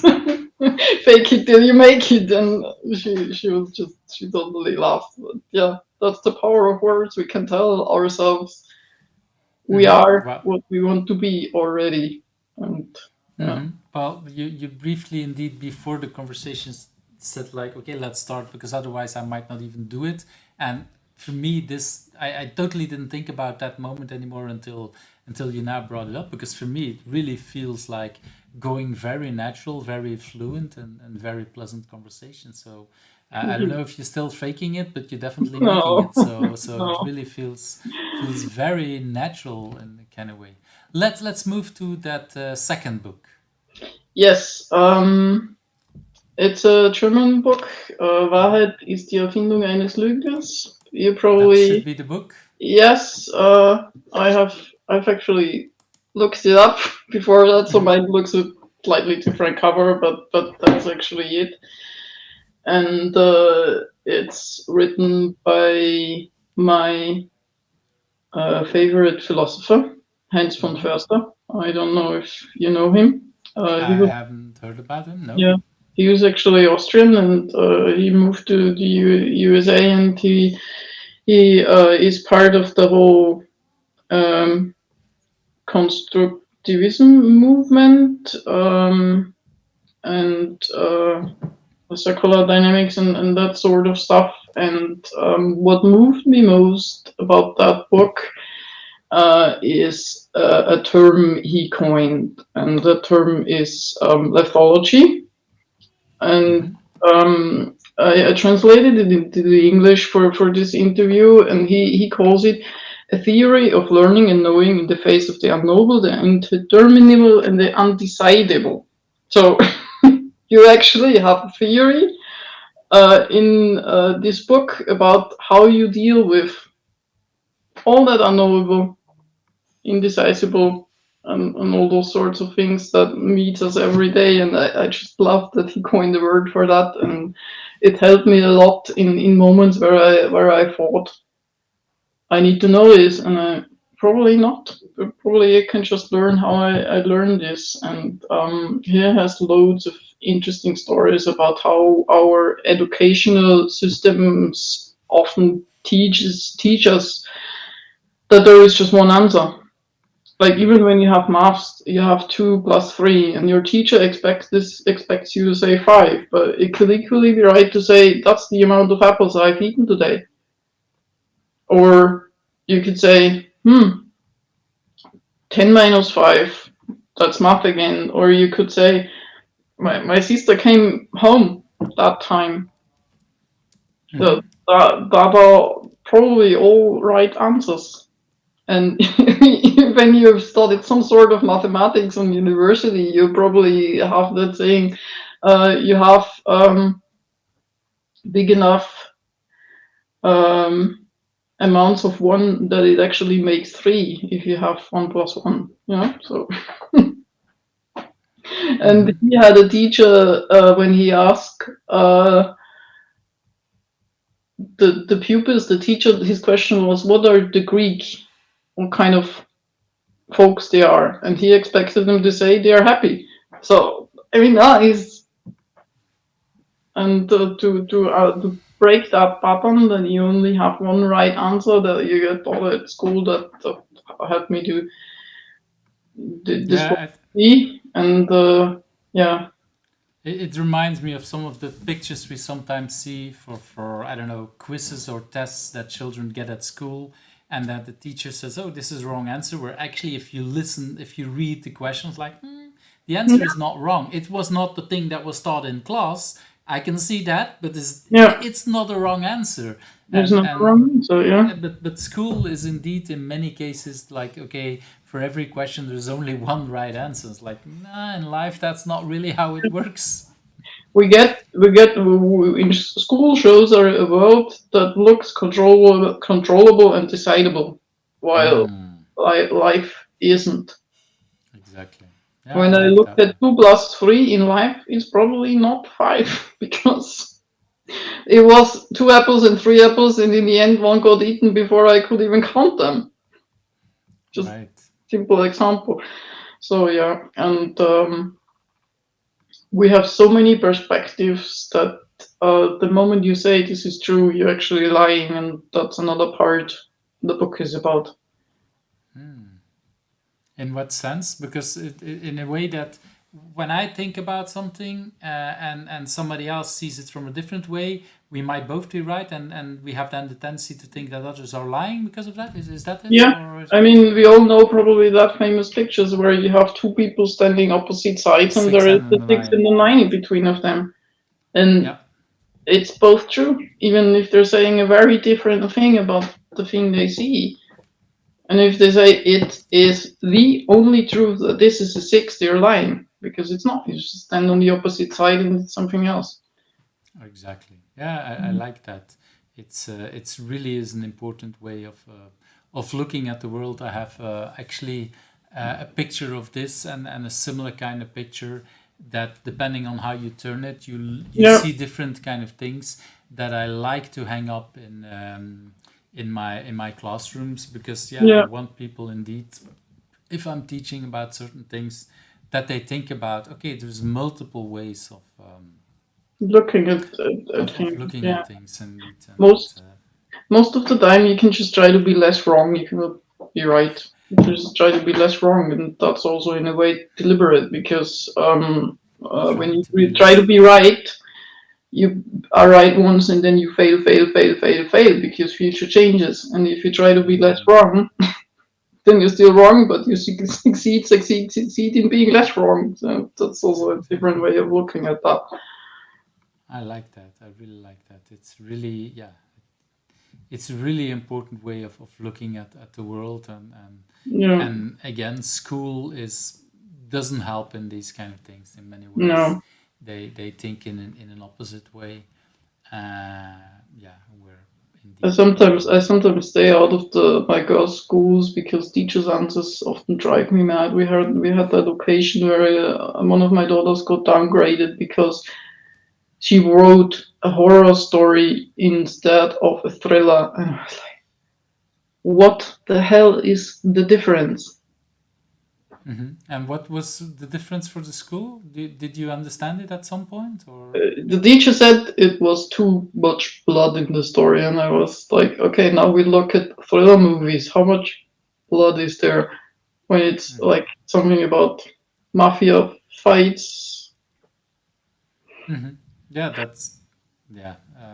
So basically, schools thinking you shouldn't write in this way, but at the same time, it's like yeah, come Yeah, on. it was immensely creative stories with many, many different expressions and uh, yeah, way beyond her grade actually in her in the way she expressed it, and it got degraded because it was the very subjective opinion of that one teacher that she missed the point because thriller, not horror.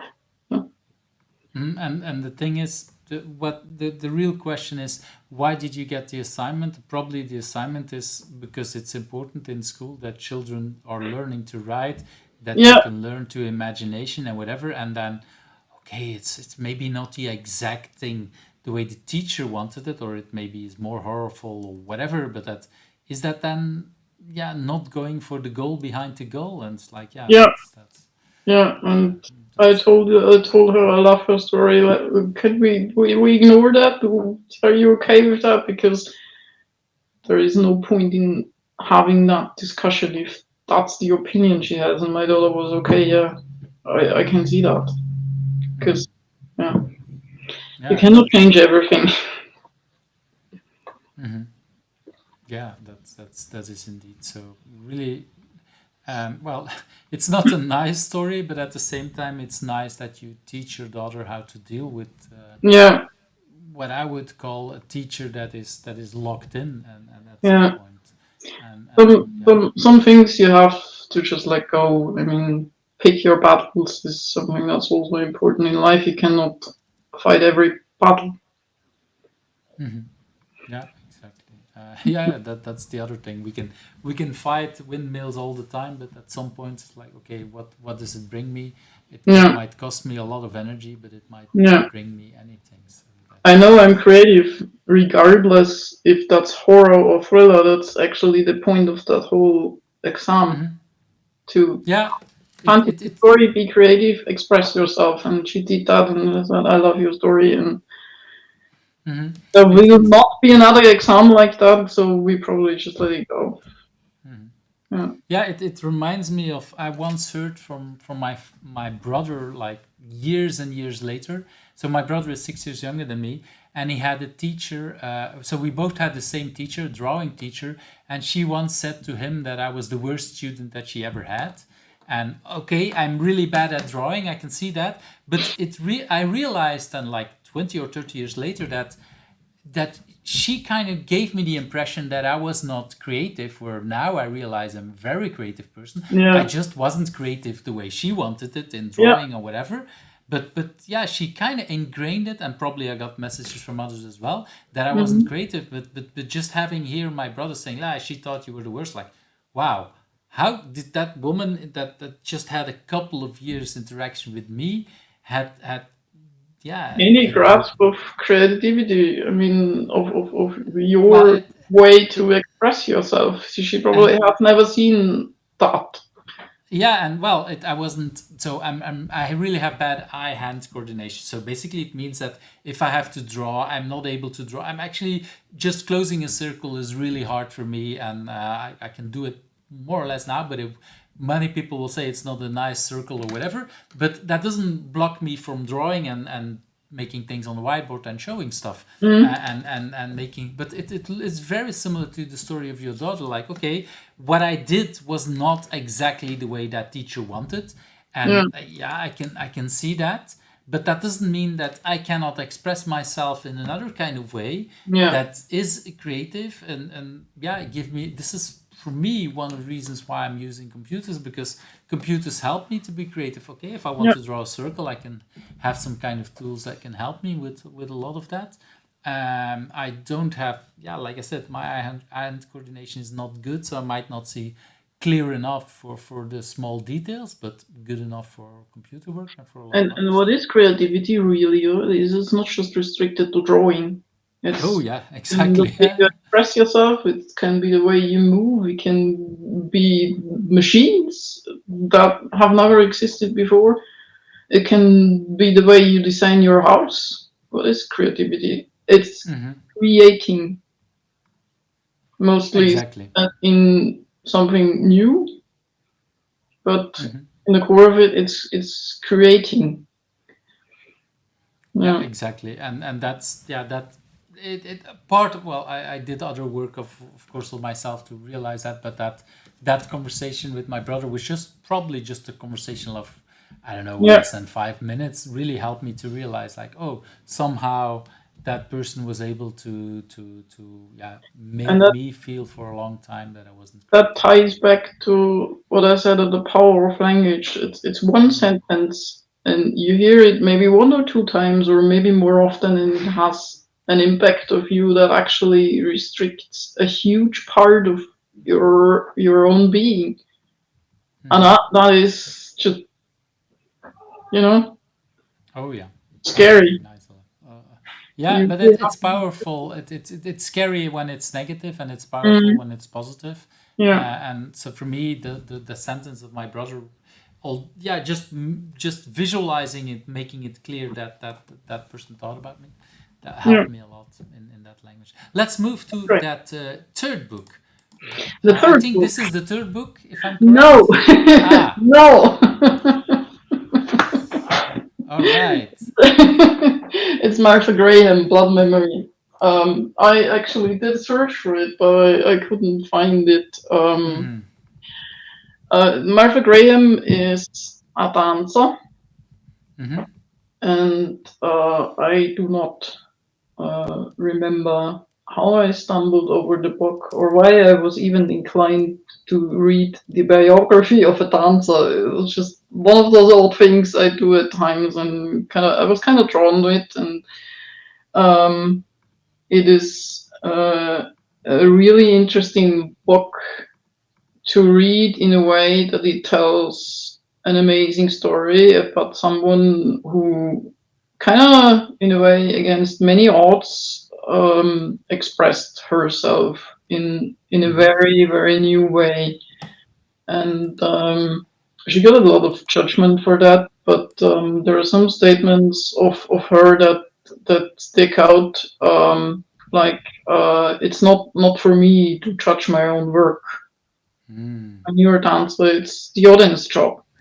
And when you restrict yourself to your own judgment, you probably don't do stuff like me this interview because Mhm. no. And so that book is Yeah, then a biography. Should I it's see it that way? their biography, yes. And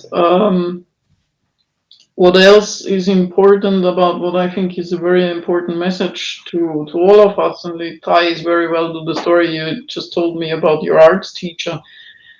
She also said in a very wonderful way, there is a unique voice to each of us. There is a unique expression and way of being to each of us. And if you don't live into that expression, the world is missing something because only you can be you. And I just Wow. find that so incredibly powerful. Just be you, otherwise the world is missing something.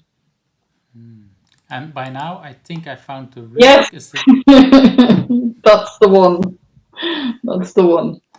so Yes. much?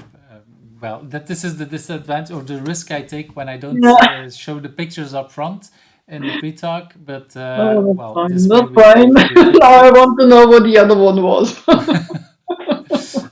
Oh, I just deleted it. I can look it back, but it was also called Blood Memory.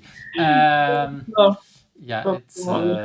I just this. I know how I remember when I read that in the book and it touched me so deeply that I had to put the book aside because it is such a message to you. Otherwise, the world is missing something. Yeah, I think it's a very powerful quote, Yes. and indeed, yeah, we all, yeah, in a way. Well, why be someone else? That person is already taken. Try to be Yeah. ourselves. Yeah. That is indeed.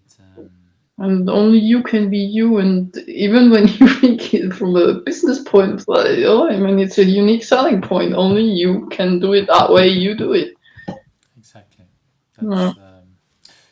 That is really powerful, and that actually ties back to your story from your daughter. The story that she wrote is only was her to Only she. write, Yes. and that is so much more important than was it the exact correct thing that her teacher wanted her. Well, actually, Yeah. well, if she would have understood better what her teacher wanted, she would not have written this wonderful story. So yeah, Yeah. then it would have been more the story of our teacher and not her own story. So this one is more important.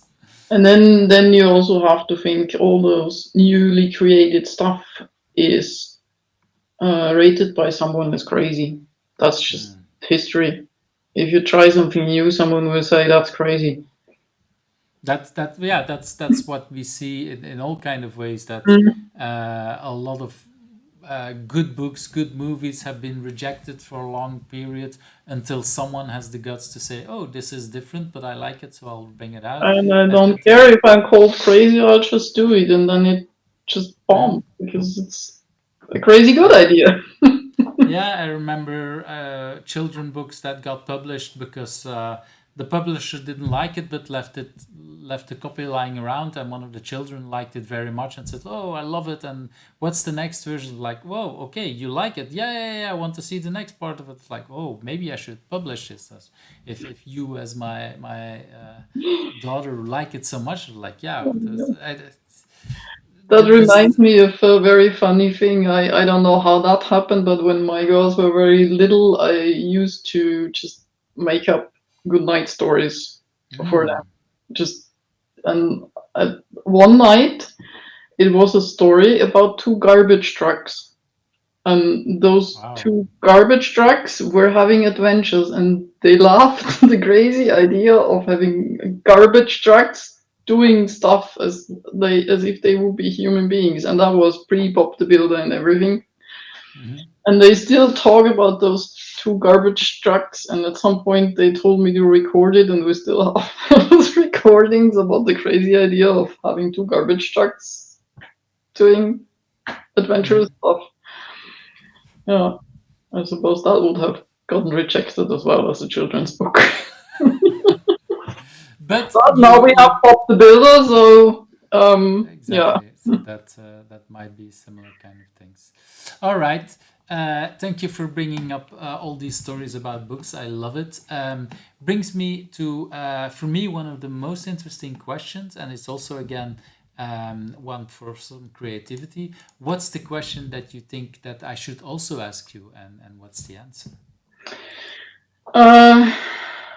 A question that I always like to ask myself, so I think it fits good into the theme, is why so serious?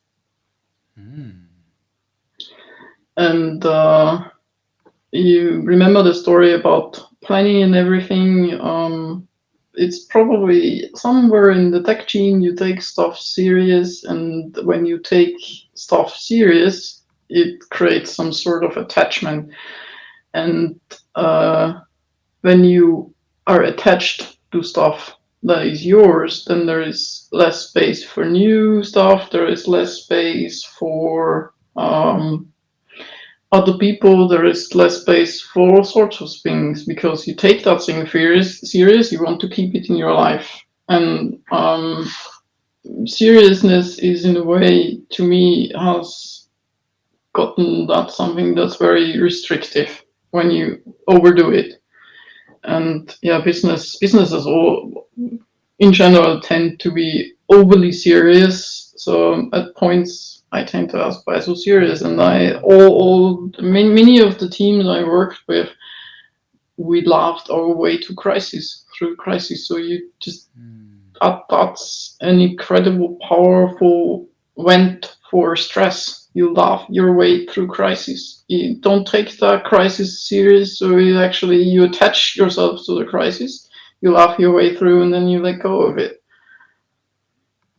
Yeah, I recognize that. Well, the some of the conversations or the I would say discussions or arguments I had with my partner went away when one of us said something stupid and we started laughing.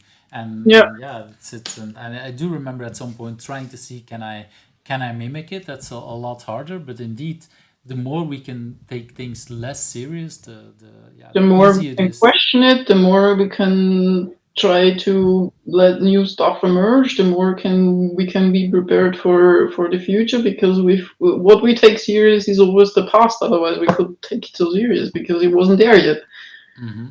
So yeah. I recognize a lot of that. Um, that is something that that's if we can it's hard, I have to say, because It's totally hard because you have to be serious at times. You have to laugh and you have to be serious. And seriousness is something that is also valued in our society. I mean, you have all those wonderful people who were teamed the classroom jokes person, Kasperl, we say in German.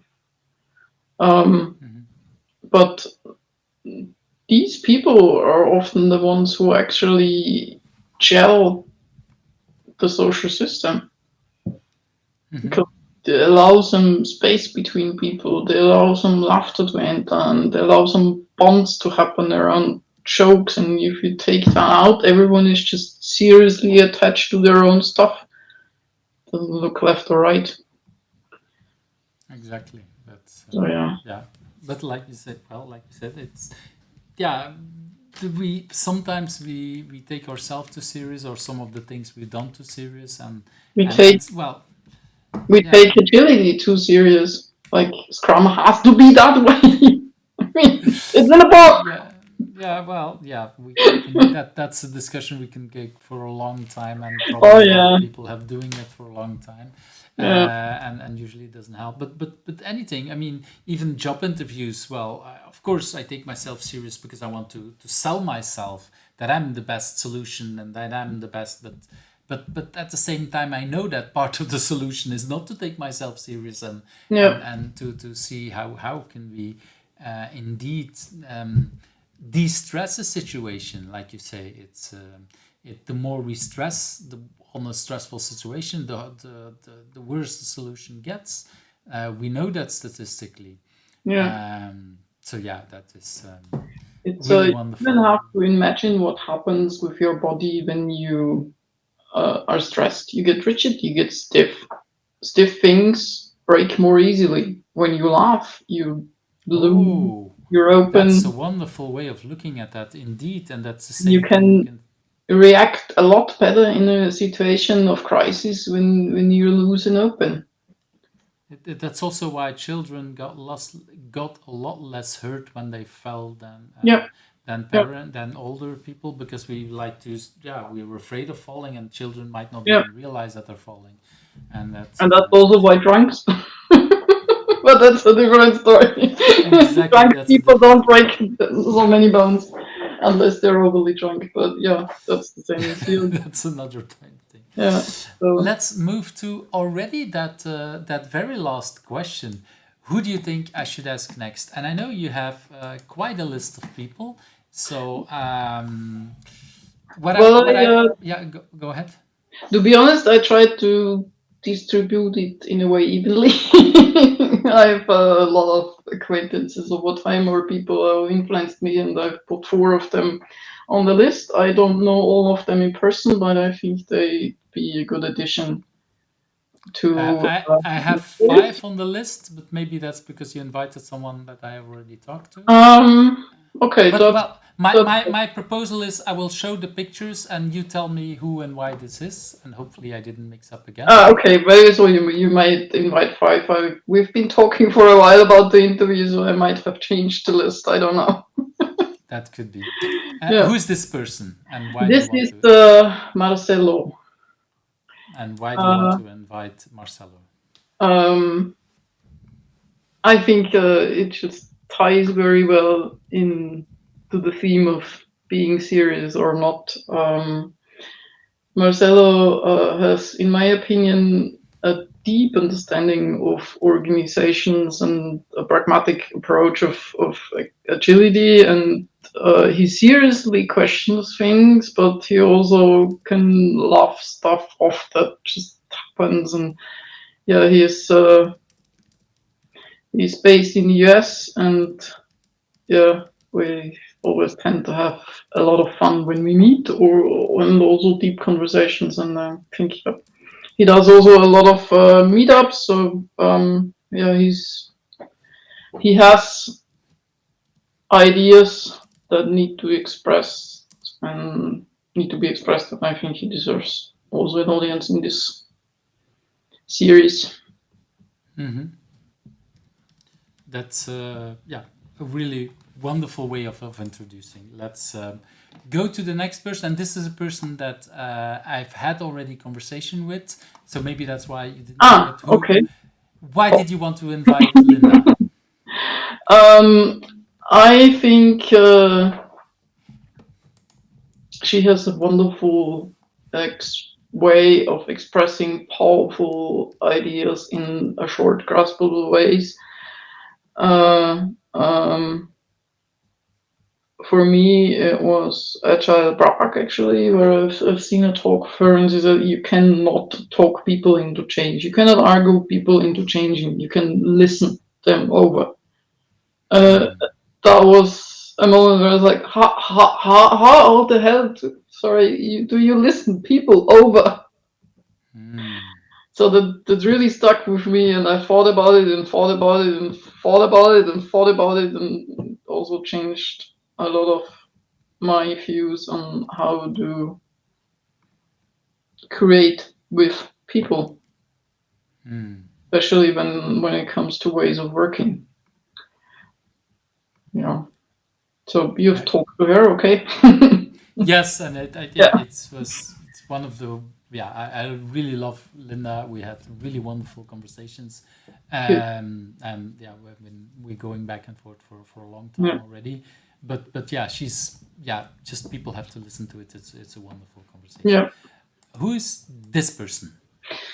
That is Petri Heinonen, and he is a very quiet Finn, and he is the guy I actually did my first CSM with, and that was ages ago, and we're friends ever since. And we have those odd every 5 year kind of meetings where we happen to manage to meet up somewhere or visit each other. And he's a very quiet guy who also has some gems of thoughts which have also influenced my way of thinking about agility a lot. And his classroom trainings, I deem as one of the best I've experienced. He really cares about the students and the people around him, and yeah, the companies he's in and works with. And yeah, that's Petri. Wonderful introduction again. And let's go for this person. Who's this and why did you Usa want to? Koskuna, and I apologize in advance because I don't know how to pronounce her name really. That's She's why I'm asking in the beginning yeah, of the interviews always. that's not fair.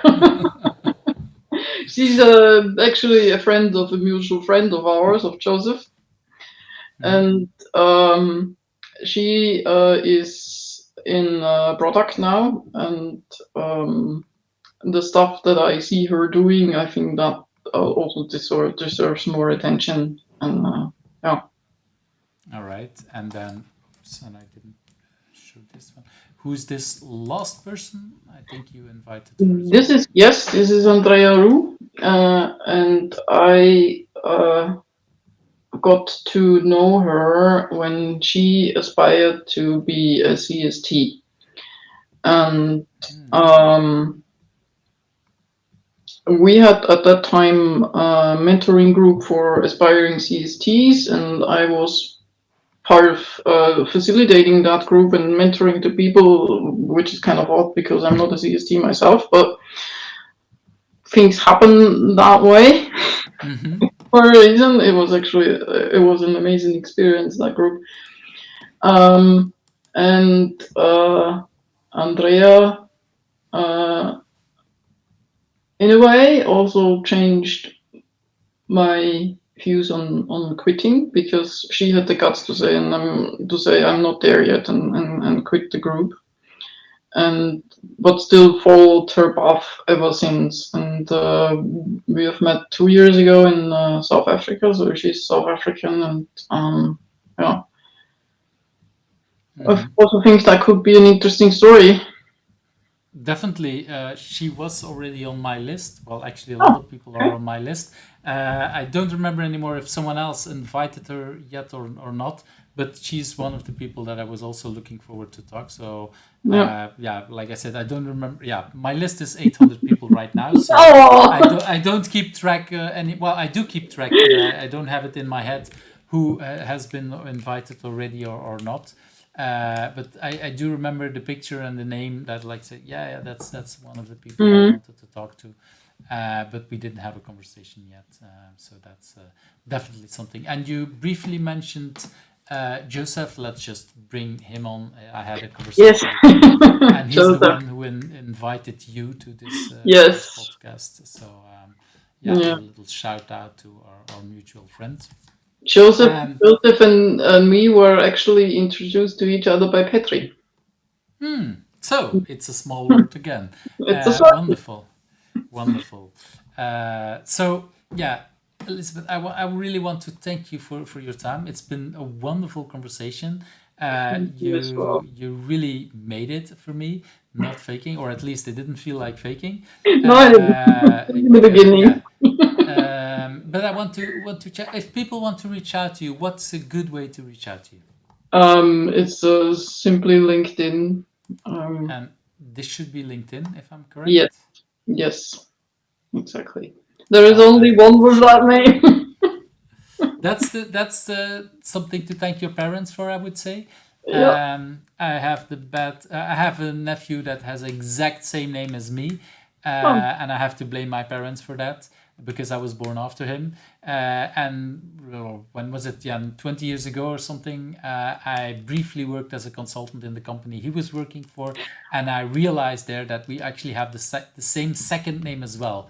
because they wanted to give me my second name as part of my email address, because his email address was, of course. Okay. And then I said, like, hey, this is now my email address. I said, wow, we do have the same second name, because of course we have the same grandfather, and my second name was from the grandfather as well, which by coincidence is also Joseph, which links back to our mutual friends. So that must have been a lot of emails ending up at the wrong person. Oh, definitely, and lots of So I realized very quickly that that wasn't a smart idea to work in the same company, even if it was for a brief time. That made things a lot more complicated for both of us. Definitely not a smart thing to do. But I've learned. That's some things we learn by doing a thing, and because indeed the hard way. Email addresses are unique ways, and people know you, and that's brings a lot of things. Well, Elisabeth, really wonderful time. I really want to thank you for your time. Thank you very much. Thank you. It was very enjoyable for myself as well. Have a great evening. Same to you. Bye-bye. Bye. Thank you for watching Who's Agile, where the stories of agilists come to life. I hope you liked today's interview. Subscribe if you're not subscribed and want to get to know other agilists.